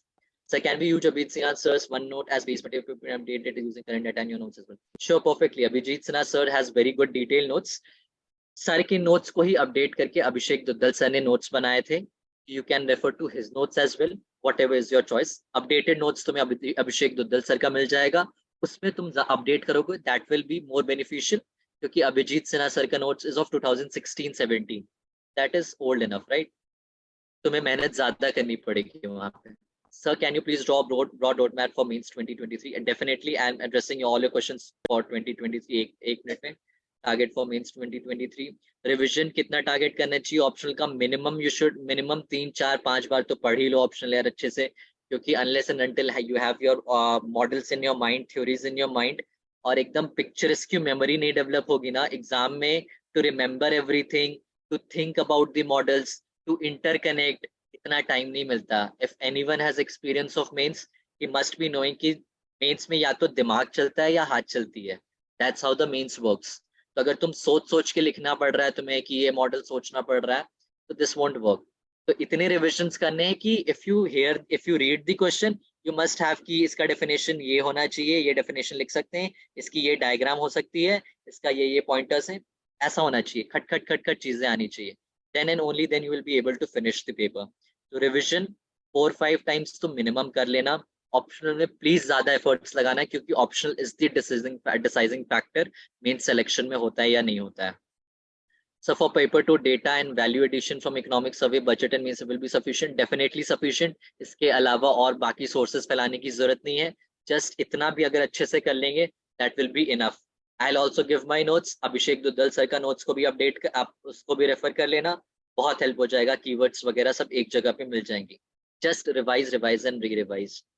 Sir I am not from pure economics but fearful bouncer questions students, bouncer questions में economics background के लोग भी fearful होते हैं, क्योंकि bouncer questions ऐसे होते हैं जो किसी को समझ नहीं आता, सो जो just don't have to be fearful about it. Easy questions करने हैं, पेपर में इजी क्वेश्चंस भी रहेंगे, पेपर में मॉडरेट क्वेश्चंस भी रहेंगे, और पेपर में बहुत बाउंसर क्वेश्चंस भी रहेंगे। You don't have to focus on bouncer questions, easy questions पे फोकस करो, चूज दिस सेट राइटली। अब हम राइटली जब सेट चूज करने कहते हैं, वो I tell you, I have a slide on it कि क्वेश्चंस कैसे चूज करने चाहिए हम एग्जाम में, I tell you in a minute, वो ठीक से देखना। Thank you so much, sir, for helping with strategy. Can please share the link? I'll definitely share sir का updated notes वाला link. view about and previous ChatGPT or should I rely on books views about and ChatGPT के basis पे previous questions को मत देखना क्योंकि I am not very sure, I have not yet done, तो I cannot say from personal experience कि वो wise option होगा. किसी ने reply भी किया है. It is still in an evolution stage, तो I won't suggest you कि तुम ChatGPT के basis पे answers form करो. You have the Abhishek Duddal sir's का एक book, please refer to it. वो easy कर देगा तुम्हारा. I'm not advertising him, but it really helped me and I want it to help you as well. तो please वो उसको ज़्यादा follow करो. That's better. No by coaching. I prepared on my own. No coaching. Economics optional में there is no good coaching. अगर तुम्हारे पास कोई issue नहीं है, मॉनेटरी इशू नहीं है और तुम लेना चाहते हो कोचिंग, अगर लेना चाहते हो तो I can suggest you Vibhas Jha sir. उसके अलावा there is no good teacher. This point में भी ठीक ठाक पढ़ाई होती है but from experience of few of my batchmates उन्हें उतना अच्छा लगा नहीं. इकोनॉमिक्स में कोचिंग ले भी लोगे तो मेहनत खुद से उतनी ही करनी पड़ेगी. तो वॉट एवर सूट्स यू, अगर कोचिंग लेने की मन है लो, but that's not something which is really needed in this optional preparation. अगर बैकग्राउंड नहीं है, बैकग्राउंड समझना है, then you can opt for coaching. But if you have a background, if you have some conceptual clarity, you can prepare from on your own. These two sirs, हाँ ये these two books only, Avinash. Can we use flowcharts and diagrams like should we also look more interested? Then you can definitely use flowcharts and diagrams. Definitely do that. Especially if you have any graphs related to it. Trends दिखाना है, graphs बना लो. अगर तुम्हारे पास data है, tables बना लो. That will fetch you more marks. यहाँ पे paragraphs नहीं लिखने हैं. You have to focus on points and you have to address the question only. कहानियाँ नहीं लिखनी. For different GS3 economy answers from paper to answer. GS3 economy answers को differentiate करने का इतना है कि बहुत detailed expert view लिखने की जरूरत नहीं है. GS3 के answers में you have to write something which a common person should know. GS3 के answers में, paper 2 के answers में you have to write एकदम डिटेल्ड व्यू जो होती है, जो इकोनॉमिस्ट्स की व्यू है, जो तुम्हारे नोट्स में होंगी, वो लिखना ज्यादा इंपॉर्टेंट है. कुछ बहुत तुम GS3 में लिख सकते हो, लेकिन जैसे कुछ चीजें होती हैं जो आमतौर पे लोगों को लगता है कि वो नहीं होगा. जैसे लग रहा है कि इंडिया में कैजुअलाइजेशन ऑफ लेबर कम हो रहा है. GS3 में GS3 का अगर कोई पेपर चेक करेगा तो वो ये सोचेगा कि कैजुअलाइजेशन ऑफ लेबर कम हो रही है. पर इकोनॉमिक्स के डेटा ऐसे बहुत सारे कहते हैं कि इंडिया में बहुत सारी ऐसे सेक्टर्स हैं जहाँ पे कैजुअलाइजेशन ऑफ लेबर बढ़ रहा है. तो इन ऑप्शनल के पेपर में यू कैन राइट कि इनफॉर्मल इकोनॉमी कम हो रही है, कैजुअलाइजेशन ऑफ वर्कर्स कम हो रहे हैं. लेकिन जब ऑप्शनल पेपर 2 में लिख रहे हो तो you have to quote economist और कोट द सेक्टर्स कि नहीं इस सेक्टर्स में बढ़ रहा है, इस सेक्टर्स में कम हो रहा है. तो that's how you differentiate. Detailing is the only की. दोनों में डिटेल ज्यादा देने पड़ते पेपर 2 में. Shreyashri ma'am's notes, Shreyashri ma'am notes के आंसर्स कॉपीज भी बहुत अच्छे हैं. You can refer those as well. काफी अपडेटेड है श्रेयश्री मैम के notes. I haven't been through her notes.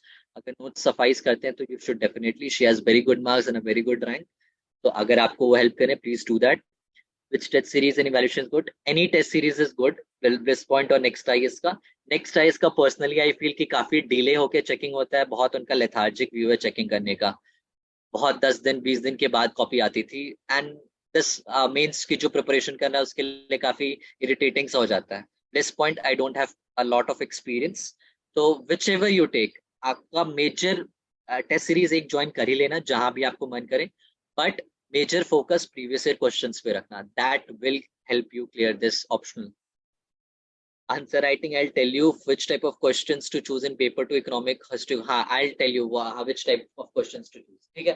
तो especially for people who are writing mains this year, आपकी preparation, आपकी if you have any questions, specific questions, if you have apart from these questions, people from mains 2023 जो mains लिख रहे हैं कि कोई अभी questions है तो आप please पूछ लो. or else I'll move with this personal tips जो मैंने use किए थे पेपर इसके लिए, मेंस के लिए. इकोनॉमिस्ट और उनके वर्क्स को कोट करना बहुत बहुत बहुत जरूरी है. ये जरूर कोट करना यार जो भी मेंस लिख रहे हो. Don't over quote them. और जरूरी नहीं कि you can know every you can हर इकोनॉमिस्ट के works you know. Just know कि वो इकोनॉमिस्ट का लाइन ऑफ थॉट क्या रहता था. Whether he is a capitalistic oriented person, whether he is a socialistic oriented person, whether वो middle ground पे आता था. अगर तुम्हारी ये कॉन्सेप्चुअल क्लैरिटी रहेगी ना तो बहुत इजीली कोट कर सकते हो कि अगर कहीं तुम सोशलिस्टिक व्यू दे रहे हो तो इकोनॉमिस्ट को बस नाम कोट कर दो कि इसका ये व्यू पॉइंट था. अगर कैपिटलिस्टिक कुछ कोट कर रहे हो तो उसका व्यू पॉइंट दे दो, इसका नाम था. तो जस्ट कोट उस वे पे. कुछ मेजर इकोनॉमिस्ट के वर्क्स तो कर ही लेना, जैसे एडम स्मिथ का वर्क का क्या नाम था, किनेशन के वर्क का क्या नाम था, डेविड रिकार्डो के वर्क का क्या नाम था, फिर तुम्हारे और भी जितने मॉडल्स हैं उसके जो इकोनॉमिस्ट हैं उनकी वो जितने ज्यादा याद हो सके उतना ज्यादा याद कर लेना यार, that will be really helpful. उसके अलावा use keywords in answers, answers में कीवर्ड जरूर लिखना, and do underline it, underline कर लो या बॉक्स अंडर बॉक्स डाल दो, क्योंकि कीवर्ड से बहुत मार्क्स मिलते हैं। अगर नाइफ एज इक्विलिब्रियम कहीं लिख सको, हैरेट डॉमर मॉडल कहीं भी आ गई, you must write knife edge equilibrium कहीं पे भी। नैश इक्विलिब्रियम अगर आ, आ, आ रहा है कि ऐसे कोई क्वेश्चंस आ गए जहाँ पे तुम्हें बेस्ट इक्विलिब्रियम दिखाना है, तो नैश इक्विलिब्रियम को कोट्स कर सकते हो। अगर रैशनल एक्सपेक्टेशंस, न्यू केनेशियन वगैरह मॉडल आ गई, you should quote those keywords which are of related to those topics. Paper 2 में तुम इकोनॉमिक सर्वे से कीवर्ड्स जरूर कोट करना, जरूर कोट करना, such as barbell strategy last economic survey में थी, last to last year agile approach थी। वैसे ही इस बार के इकोनॉमिक सर्वे में जो कीवर्ड्स होंगे ना, डू कोट देम पेपर 2 में, it will really fetch you great marks. उसको बस ब्रैकेट में ऐसे कोट कर देना है, दैट्स इट। जहाँ जैसे अगर बारबेल स्ट्रैटेजी का मतलब क्या होता है कि शॉर्ट टर्म में हम लॉस मिनिमाइज करेंगे, लॉन्ग टर्म में गेन्स को मैक्सिमाइज करेंगे। तो what ever be the question, अगर एफआरबीएम रिलेटेड क्वेश्चन आ गया, या अगर बजट पे कोई क्वेश्चन आ गया कि बजट कैसा था वगैरह वगैरह, तो you can quote with this that this budget followed the barbell strategy where it aims to minimize loss in short term and aims to maximize gains in long term, ऐसे करके। if you have those keywords with you, keywords की एक chart बना लो खुद से, I have that chart, I'll forward it to you guys, और खुद से भी बनाओ, that will really help you। और जब भी प्रैक्टिस करो ना आंसर राइटिंग या टेस्ट मेंस टेस्ट सीरीज जब भी लिखो, डू राइट दोस कीवर्ड्स। तभी वो जब तक जहन में नहीं बैठेगा, जब तक तुम्हारे मसल मेमोरी में नहीं बैठेगा ना these keywords, you won't be able to write it in the exam hall. Do write keywords as well. Previous year questions यार जरूर से कर लो, जो भी हो, जितने लोग मेंस दे रहे हो, if you have not done, please do it, and please do it in 1 month, और डिलीजेंटली डू इट। डोंट इस चीज को कॉम्प्रोमाइज मत करना, किसी और एस्पेक्ट को you can compromise in economics optional, but please don't compromise on previous year questions. I am reiterating it many times, क्योंकि ये बहुत डिसिसिव फैक्टर होता है। If you know that 40-50% of your question is coming from previous years, उसको छोड़ के जाना is nothing else than बेवकूफी। Please don't do that. Own notes, अपना नोट्स बनाना ही यार। अब कभी भी टॉपर्स नोट्स, सिर्फ टॉपर्स नोट्स को पढ़ के मत जाना, टॉपर्स नोट्स का हेल्प लेके और मल्टीपल सोर्स का नोट्स लेके तुम खुद की नोट्स बनाओ, दैट विल हेल्प यू। एक तो याद करने में इजी हो जाता है, प्लस पिक्चर मेमोरी डेवलप होती है खुद की नोट से, that will help in mains.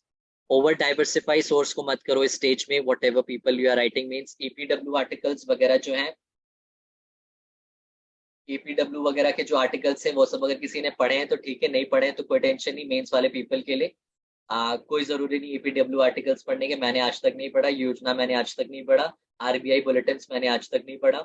If you have done it, great.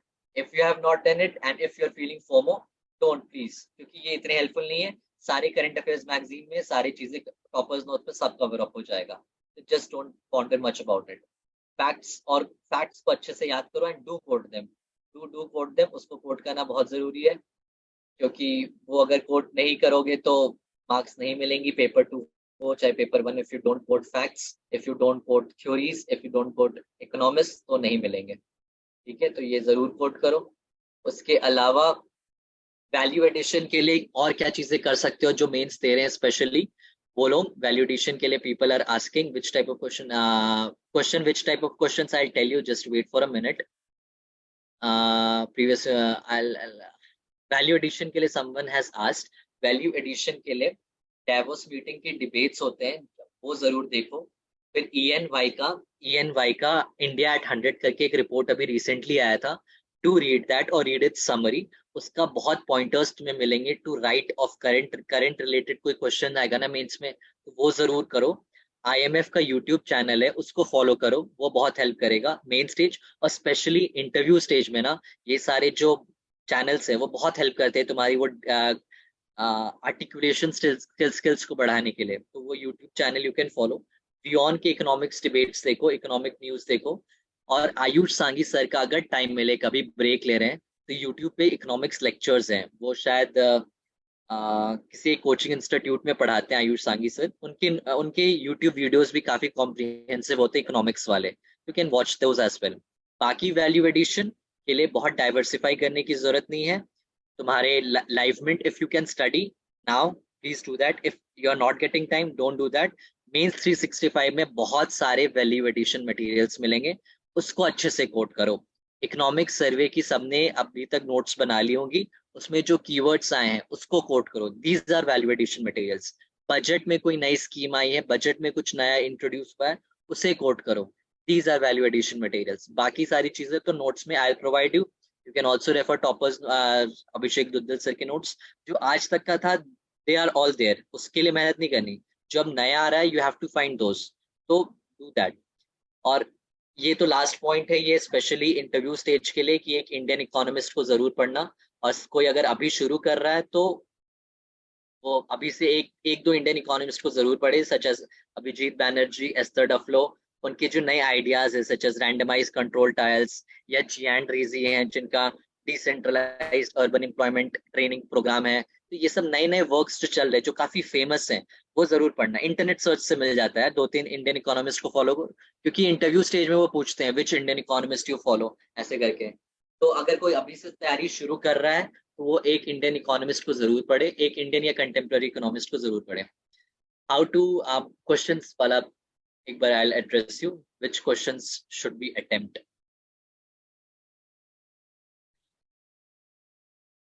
हाँ, which question should be attempt on the exam day, ठीक है।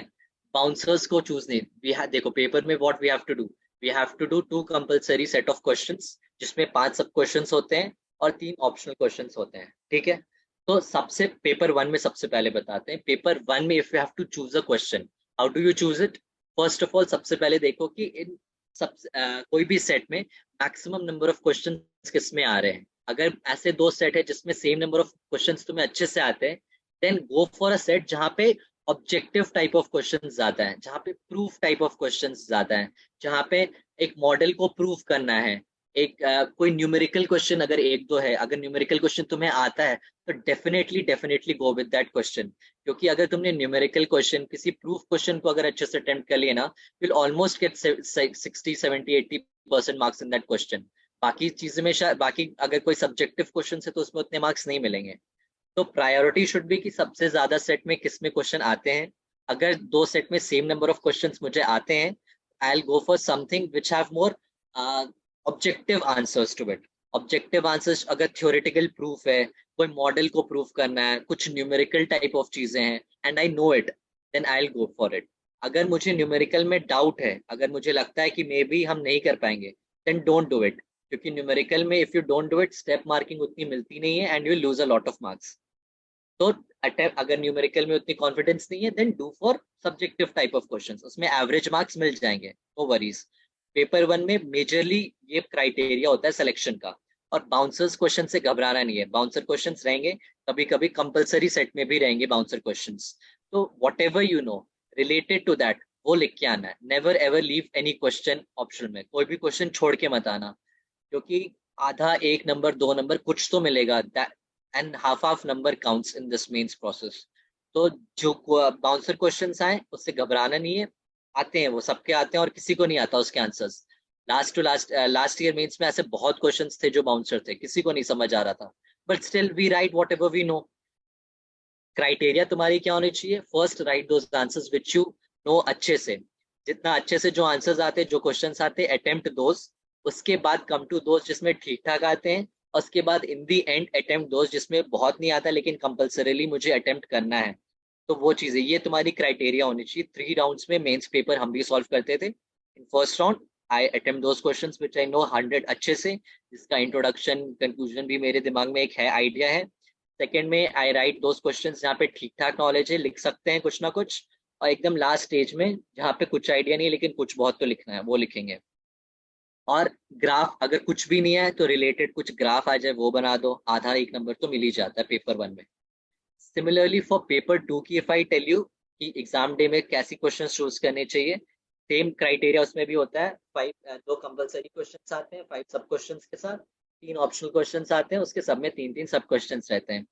तो फॉर इसमें क्या होता है ना कि इसमें 3 तरह के क्वेश्चन आते हैं पेपर 2 में। एक होता है प्री इंडिपेंडेंस, एक होता है post independence up till liberalisation era, और एक होता है पोस्ट लिबरलाइजेशन एरा और करंट अफेयर्स के क्वेश्चंस। ठीक है, करंट अफेयर्स का जो क्वेश्चन है ना, या तो तुम्हें बहुत अच्छे मार्क्स देगा या तो बहुत खराब मार्क्स देगा, it's very subjective in nature.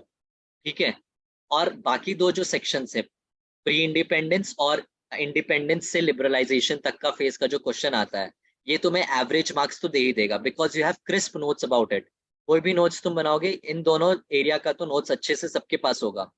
तो what a good strategy is ना, कि तुम 60 to 65% ऐसे क्वेश्चंस करो जिससे तुम्हें एवरेज मार्क्स तो मिल ही जाए, और 30 to 35% क्वेश्चंस ऐसे करो जहां पे तुम रिस्क है तुम्हारे पास कि या तो बहुत अच्छे मार्क्स आएंगे या तो बहुत खराब मार्क्स आएंगे, विच मीन्स करंट अफेयर्स के क्वेश्चन।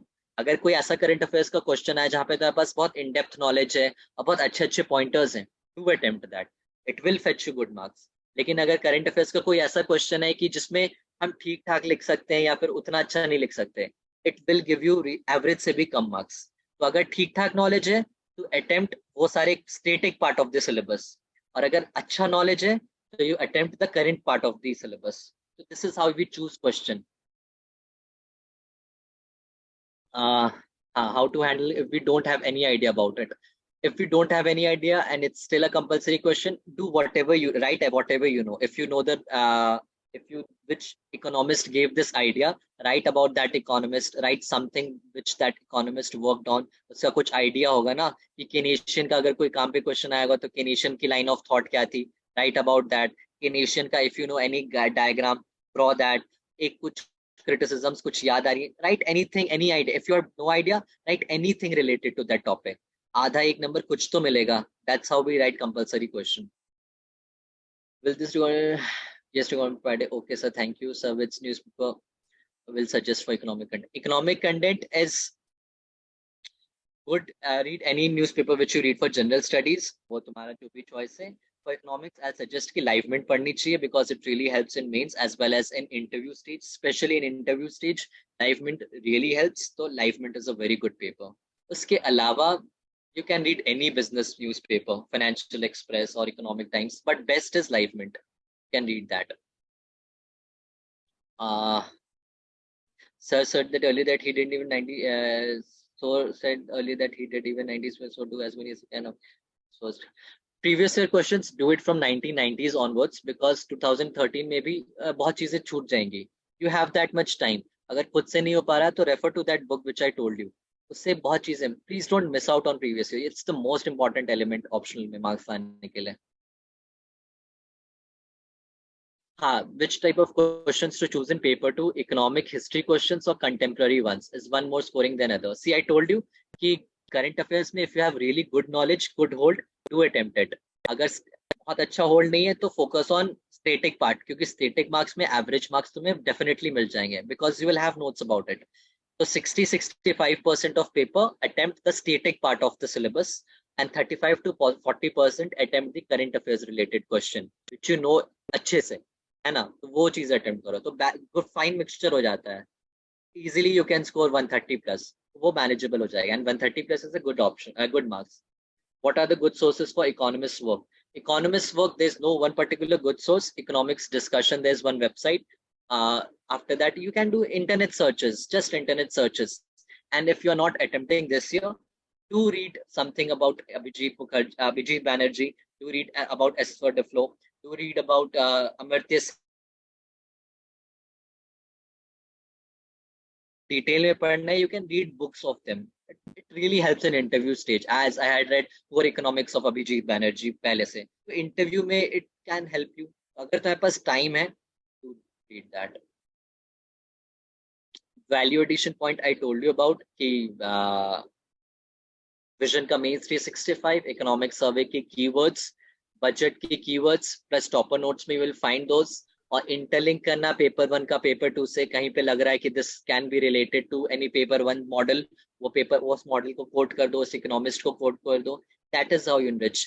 ग्राफ्स जरूर ड्रॉ करना पेपर 2 में. जैसे कोई ट्रेंड दिखाना हो गया तो never show it with numbers, show it with graph. वो ज्यादा अच्छे से बैलेंस अच्छा दिखता है यार. Graphical representation fetches you marks. My notes are prepared but no practice these 3 months multiple. Definitely man, if you have your notes prepared, you can easily go for practice, answer writing practice, आराम से कर लोगे. Revision अभी 10-15 दिन अच्छे से multiple revisions करो, short and crisp notes को क्रिस्प कर सकते हो तो क्रिस्प करो, and then go for answer writing and simultaneously do practice previous year questions. Apart from that, further questions, would we be having group answer writing of previous year question any similar for mains 2023? This Satyam sir will let you know. Apart from that, I was missing on one slide, just I'll cover it up and compulsorily see this. I was telling about practicing answers, practice previous year question 40-50% repeat hoga hi hoga. Elements of a good answer, which I was telling you, crisp definition of theory, economist का detail, name and work, major assumptions, model in pointers, जो भी model जो भी theory उसको pointers में, एक neat और well marked graph होनी चाहिए. जरूरी नहीं कि pencil scale से बनाओ, you can draw free handed, pen से भी बना सकते हो, just don't make mistakes. Clean होना चाहिए लेकिन वेल मेंशनड होना चाहिए, एक्सेस मेंशनड होनी चाहिए, शिफ्ट्स मेंशनड होनी चाहिए, किस चीज की ग्राफ है वो मेंशनड होना चाहिए. ग्राफ को एक्सप्लेन कर लो बहुत पॉइंटर्स फॉर्मेट में, बहुत इजी हो जाता है. फ्रॉयन में ना ग्राफ्स के नीचे एक्सप्लेनेशंस दी हुई हैं, लर्न फ्रॉम दैट. वो बहुत इजी वे में, बहुत ल्यूसिड वे में एक्सप्लेन किए हुए हैं, इसको देख के सीखो. यू कैन सिमिलर वे में you can explain your own graphs. Evidence of model, real life में क्या एविडेंस कहाँ मिल रहा है कहाँ नहीं मिल रहा है. Criticism succeeded by. Please have a screenshot of it. ये कोई भी नोट्स बनाओ, do have these points in your notes, और इस चीज को याद करने की कोशिश करना हमेशा.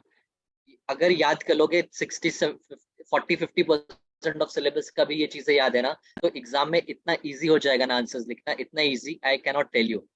You will see the question, you know how to introduce, you know how to what to write in the exam, in the main body, you know which diagram to draw, you know how to conclude. बहुत time बचता है और बहुत अच्छा clear lucid बहुत comprehensive way में cover भी हो जाता है, एक कंप्लीट आंसर दिखता है. तो have a screenshot of it और व्हाटएवर यू विश. ये सारी चीजें अपने नोट्स में जरूर रखना, पेपर 1 में स्पेशली. पेपर 2 में ऐसा मॉडल्स वगैरह तो है नहीं. पेपर 2 में इकोनॉमिस्ट को कोट करना पर ओवरडू मत करना, फैक्ट्स डालना बट ओवरडू मत करना. फैक्ट्स क्रॉस चेक कर लेना, गलत फैक्ट्स मत डालना. Do cross check the facts, एक बार ठीक से इंटरनेट सर्च करके क्रॉस चेक कर लो, क्योंकि फैक्ट्स चेंज होते रहते हैं, तो डेटा स्टैटिस्टिक्स चेंज होते रहती हैं, तो उसको अच्छे से कर लेना. पुराने स्टैटिस्टिक्स को कोट मत करना, अब प्रॉपर नोट्स फॉलो कर रहे हो पुराने. उसके अलावा और कीवर्ड्स पेपर 1 से इंटरलिंक कर सकते हो पेपर 2 में, डू दैट. और मेंस 365 वगैरह से जो कीवर्ड्स मैंने कहा है वो आंसर करो पेपर 2 में, definitely will fetch good marks in paper 2 as well. There was a slide mentioning the mistakes not to burn. Yeah, sure, man. I was telling you. So. Common mistakes, हाँ.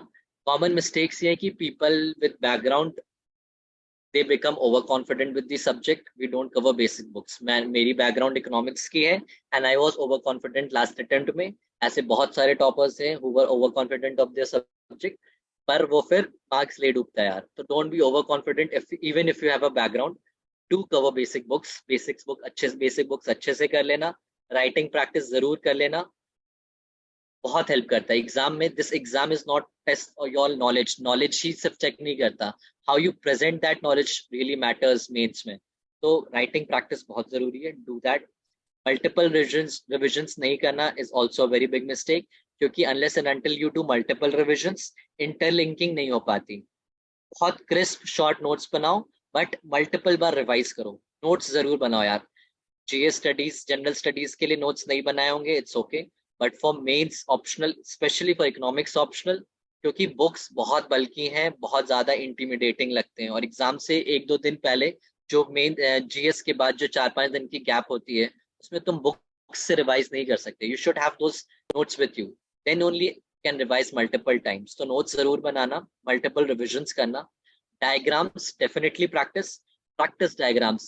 Free time में बैठे हो, if you're exhausted with the study, just practice diagram. If you have a whiteboard or take a rough copy, just practice diagrams. क्योंकि diagrams देखने में easy लगते हैं, but when you start drawing ना, वो गलत होने लगता है, गलत हो जाता है. इधर उधर थोड़ा बहुत भी गलत हो तो पूरी diagram गलत हो जाती है.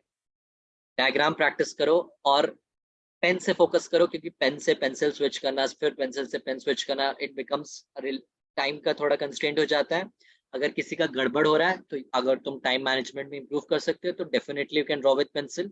वो अच्छा दिखेगा भी, पर टाइम मैनेजमेंट देख लेना है, टाइम की इशू नहीं आनी चाहिए। नॉट सॉल्विंग अपेंडाइसिस स्पेशली ऑफ सैल्वेतोर के अपेंडाइसिस जरूर पढ़ लेना, उससे बहुत क्वेश्चंस आते हैं, रिपीट भी होते हैं, तो उसको अच्छे से कर लेना। Not having short and crisp notes, this I told you about. Not solving previous year questions. Previous year एक चीज अगर इस पूरे प्रिपरेशन में मुझे कहनी है तो सब चीज सबको पता है, बट इसके अलावा भी लोग गलती ये भी करते हैं, मैंने भी की थी, कि प्रीवियस ईयर क्वेश्चंस अच्छे से नहीं किए थे। Please please please to previous year questions अच्छे से। सिलेबस पूरा कवर कर लेना, don't leave any topic uncovered. Environmental economics वगैरह जो भी उसके की टर्म्स कर लो यार, टॉपर्स नोट्स में अवेलेबल है। जस्ट हैव बेसिक आइडिया कि कुछ आ गया कंपलसरी क्वेश्चन में तो I should have something to write about. तो हैव सब कवर, सिलेबस को एक बार कॉम्प्रिहेंसिवली कवर कर लो। कुछ टॉपिक्स को तुम कम मेहनत कर सकते हो, that's perfectly fine, but don't leave anything untouched. Paper 2 को इग्नोर मत करना। वी टेंड टू थिंक कि GS3 पढ़ ही रहे हैं तो पेपर 2 हो ही जाएगा इंडियन इकोनॉमिक्स से, होता ऐसा नहीं है। यहाँ पे depth of knowledge matters a lot, depth होनी चाहिए नॉलेज में। एक्सपर्ट व्यूज लिखना बहुत जरूरी है, विच विल गेट जब तुम्हारे पास नोट्स होंगे, नोट्स में तुम्हें एक्सपर्ट व्यूज लिखना, इकोनॉमिस्ट को कोट करना, कीवर्ड्स लिखना, इकोनॉमिक्स के जार्गन्स लिखना, पेपर 1 से लिंक करना इज वेरी इंपॉर्टेंट। उसके अलावा not choosing correct questions in the exam hall is also mistake. जो मैंने बताया कि क्वेश्चंस कैसे चूज करने, बाउंसर अगर लग रहा है तो डोंट गो फॉर इट, छोड़ दो उसे। अगर कंपलसरी नहीं है तो छोड़ दो। अगर मैथमेटिकल क्वेश्चन है, तुम्हें लग रहा है कि तुम अनश्योर हो कि बनेगा कि नहीं बनेगा, छोड़ दो, डोंट अटेम्प्ट दैट। लेकिन अगर तुम्हें लग रहा है कि बन जाएगा, then definitely choose for that objective question, the mathematical question, जब प्रूफ क्वेश्चन, क्योंकि अगर वो तुमने सही से कर दिया ना तो will give you almost 70-80%, 65-70% marks in that question, जो कि कम मिलता है यूपीएससी में, यूजुअली गेट 40-50% मार्क्स। ठीक है, ओवर पॉन्डर नहीं करा। कुछ टॉपिक्स ऐसे होंगे, सब्जेक्ट प्रिपेयर करने जाओगे, जैसे स्पेक्यूलेटिव अटैक किसी ने कहा था, वेलफेयर इकोनॉमिक्स भी कोई पढ़ेगा तो वो बहुत हॉचपॉच सा सब थ्योरीज हैं उसमें। डोंट ओवर पॉन्डर इट, उसमें बहुत ज्यादा टाइम वेस्ट करने की जरूरत नहीं है। ये जो बेसिक चीजें वो कर लो, बहुत ज्यादा दिमाग नहीं लगाना। This is not for PhD, this exam qualify करना है, तो just have basic notes, basic चीजें, कुछ चीजें रटनी पड़ जाए तो रट लो, पर टाइम वेस्ट नहीं करना। अगर कुछ चीजें नहीं समझ आ रही तो उसको समझने के लिए 10 सोर्सेस फैला रहे हैं, डोंट डू दैट।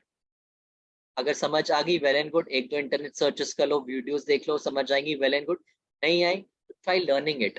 अगर याद कर लो तो याद कर लो, तो कोई दिक्कत नहीं है। बहुत सारी ऐसी टॉपिक्स आएंगी जो किसी को नहीं समझ आती, वी जस्ट मग अप दोस, तो वो मग अप कर लेना। उसके अलावा मॉक टेस्ट तो जरूर देना, and specially in timed environment. Timed environment में देना, क्योंकि इकोनॉमिक्स में टाइम मैनेजमेंट थोड़ा सा इशू आ जाता है। एक दो टेस्ट सीरीज अच्छे से लगा लेना कि कंप्लीट टाइम्ड एनवायरनमेंट हो। Question or few questions are left. I hope I am not taking a lot of time. Satyam sir is there. Hello. नहीं, ऑफ कोर्स नॉट भाई, दिस लाइक मतलब single stop solution है, तो मतलब हर चीज आपने address कर दी है। मैं तो बीच में एक बार रोक के बोलने वाला था, भाई take a break, drink some water, because like And सब actually, कुछ ही एड्रेस कर दिया आपने। Taking people from mains have joined. I am very cautioned because of the limited time. तो मैंने नो, कहा यू जल्दी। Answered each and every question in so much of detail. Guys, अगर मतलब अभी और क्वेश्चंस बचे हैं तो लाइक पूछ लो, बिकॉज बहुत देर से सर इज डूइंग दिस, तो There are like few questions left. I'll just answer those. और भी किसी कोई questions है तो आप please पूछ लो. And after that as well, we can be connected. हम लोग एक दूसरे से share कर सकते हैं. We can. हाँ हाँ लाइक, हाँ मतलब अभी लाइक कर लो, थोड़ा सा लिमिट कर लो अपने क्वेश्चंस, बिकॉज आप देख ही रहे हो सर 1.5 घंटे से ज्यादा से लाइक कॉन्टिन्यूसली बोल रहे हैं। आई डिडंट इंटरप्ट बीच में, आई वांटेड टू, नहीं बट नहीं, no issues.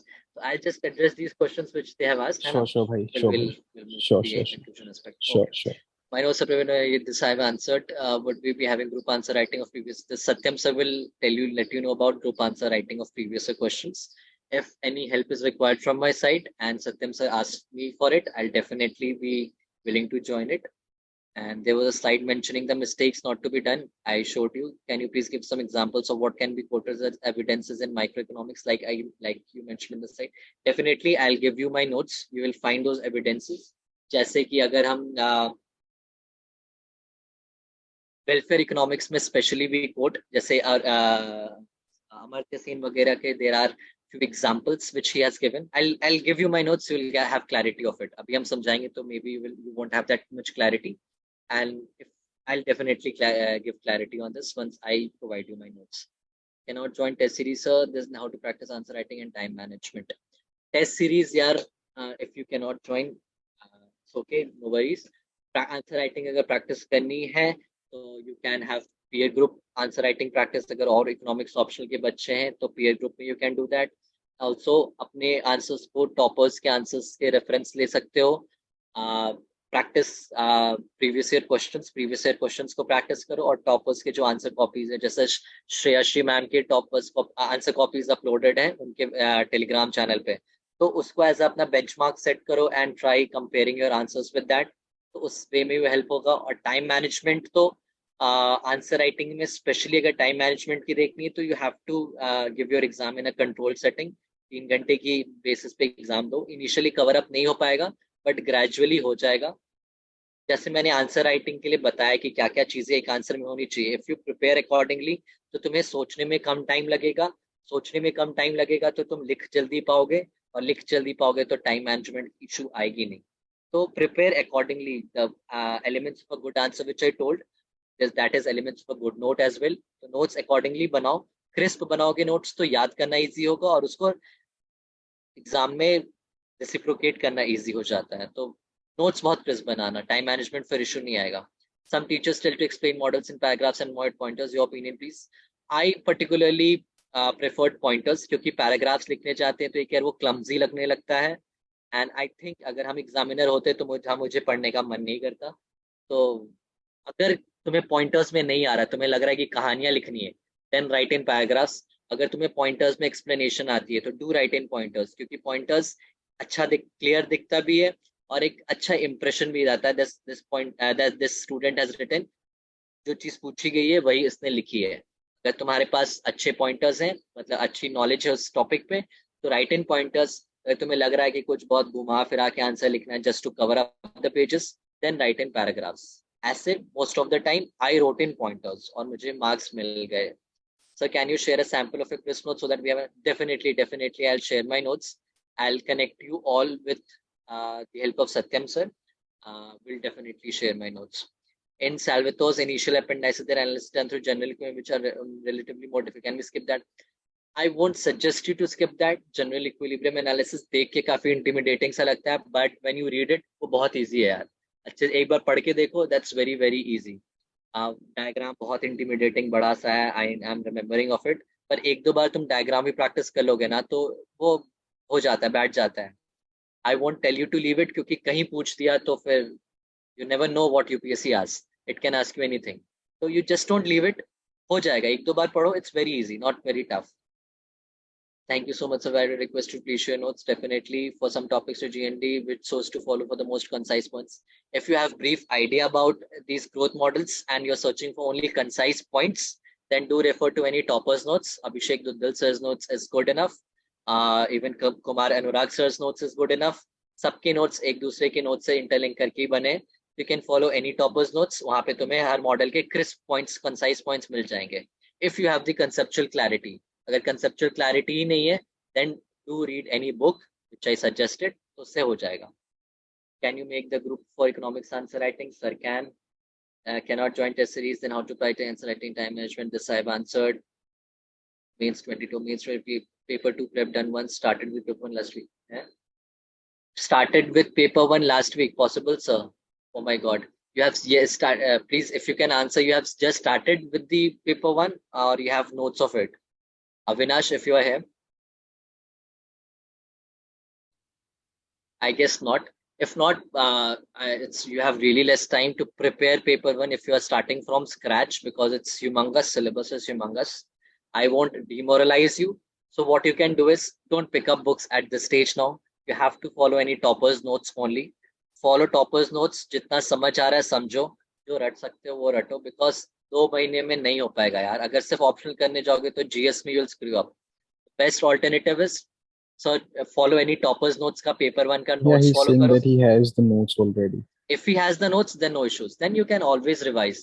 अगर notes किसी का ready है ना, तो after prelims result you can always revise, revise and always वैसे भी prepare. ये सर ने ऑलरेडी आंसर कर दिए क्वेश्चंस. क्षितिज भाई, आई गेस आपने सब कुछ आंसर कर दिया है. Now these are being repeated, क्योंकि इतना तो मुझे सुन के समझ में आ गया है. Like I can switch my optional to economics now. लोगों को एक doubts पता नहीं क्यों नहीं खत्म हो रहे हैं. Like, okay, I'll give a last Whatever chance it to is, Satyam sir, someone. if Sure, these sure, people sure. if these people are connected with you, and if they need any help, you can Sure, sure, definitely let me know, suggest their sure, sure, contacts. sure. I'll form a Telegram group of them, Sure, sure, and sure. if Sure. they We have can any definitely issue. do that. Sure, sure, sure. Yes. We can definitely do that. So, Chitish bhai, any, yeah. We Please, should please. conclude it. Just last question, this pen Trimax वाला, definitely यार you can draw diagrams from Trimax, बहुत अच्छा बनता है वो, clumsy नहीं लगता. अच्छे से बना के देखो, स्केल से मत बनाना, बस free hand banana. Yes, Satyam, so please. Yeah. So, like, are we done, Chitish bhai? Yes. Okay. मतलब, I have attended a lot of optional sessions and everything, but truly, जैसे कि मैंने स्टार्टिंग में बोला भी था, you will not find. मैंने like session के स्टार्ट होने से पहले ये चीज बोली थी, this is going to be the best session on economics that you can ever have, and you can see that the proof lies in the last 1.5 hours.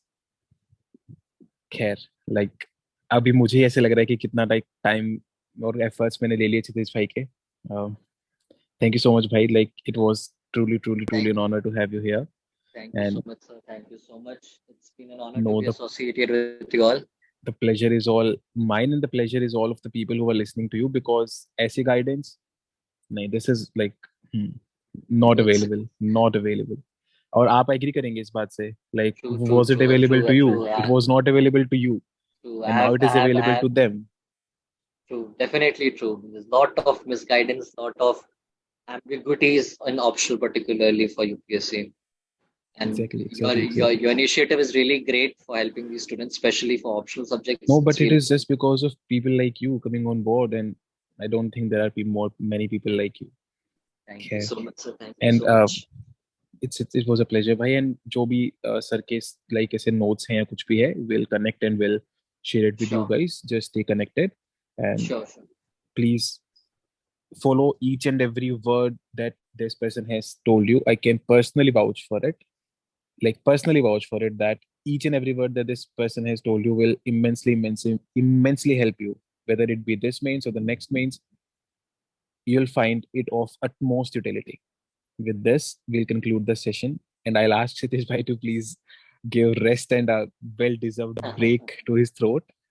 Thank you so much, everybody. Thank you so much for coming in. Thank you so much for joining. And thank you so much, Sitish Bhai. This was thank you. such an Welcome. honor. Thank you so much, sir. Thank you so much, and all the best for the guys who are appearing for mains, and especially to you, sir. All the very best. Thank you so much, Sitish Bhai. I And wish to see you in the top list this time. I hope so. And I'll take as much help Definitely. from you as possible, and I'll pareshan karo you as much as possible for that. Welcome. Inshallah. But Thank you so seriously, much. thank you for all the efforts, brother. Thank you so much for all the efforts. Thank you so much. It was a pleasure Okay, having you here. Thank you, everyone. Thank you, guys. Take care. Have a good day.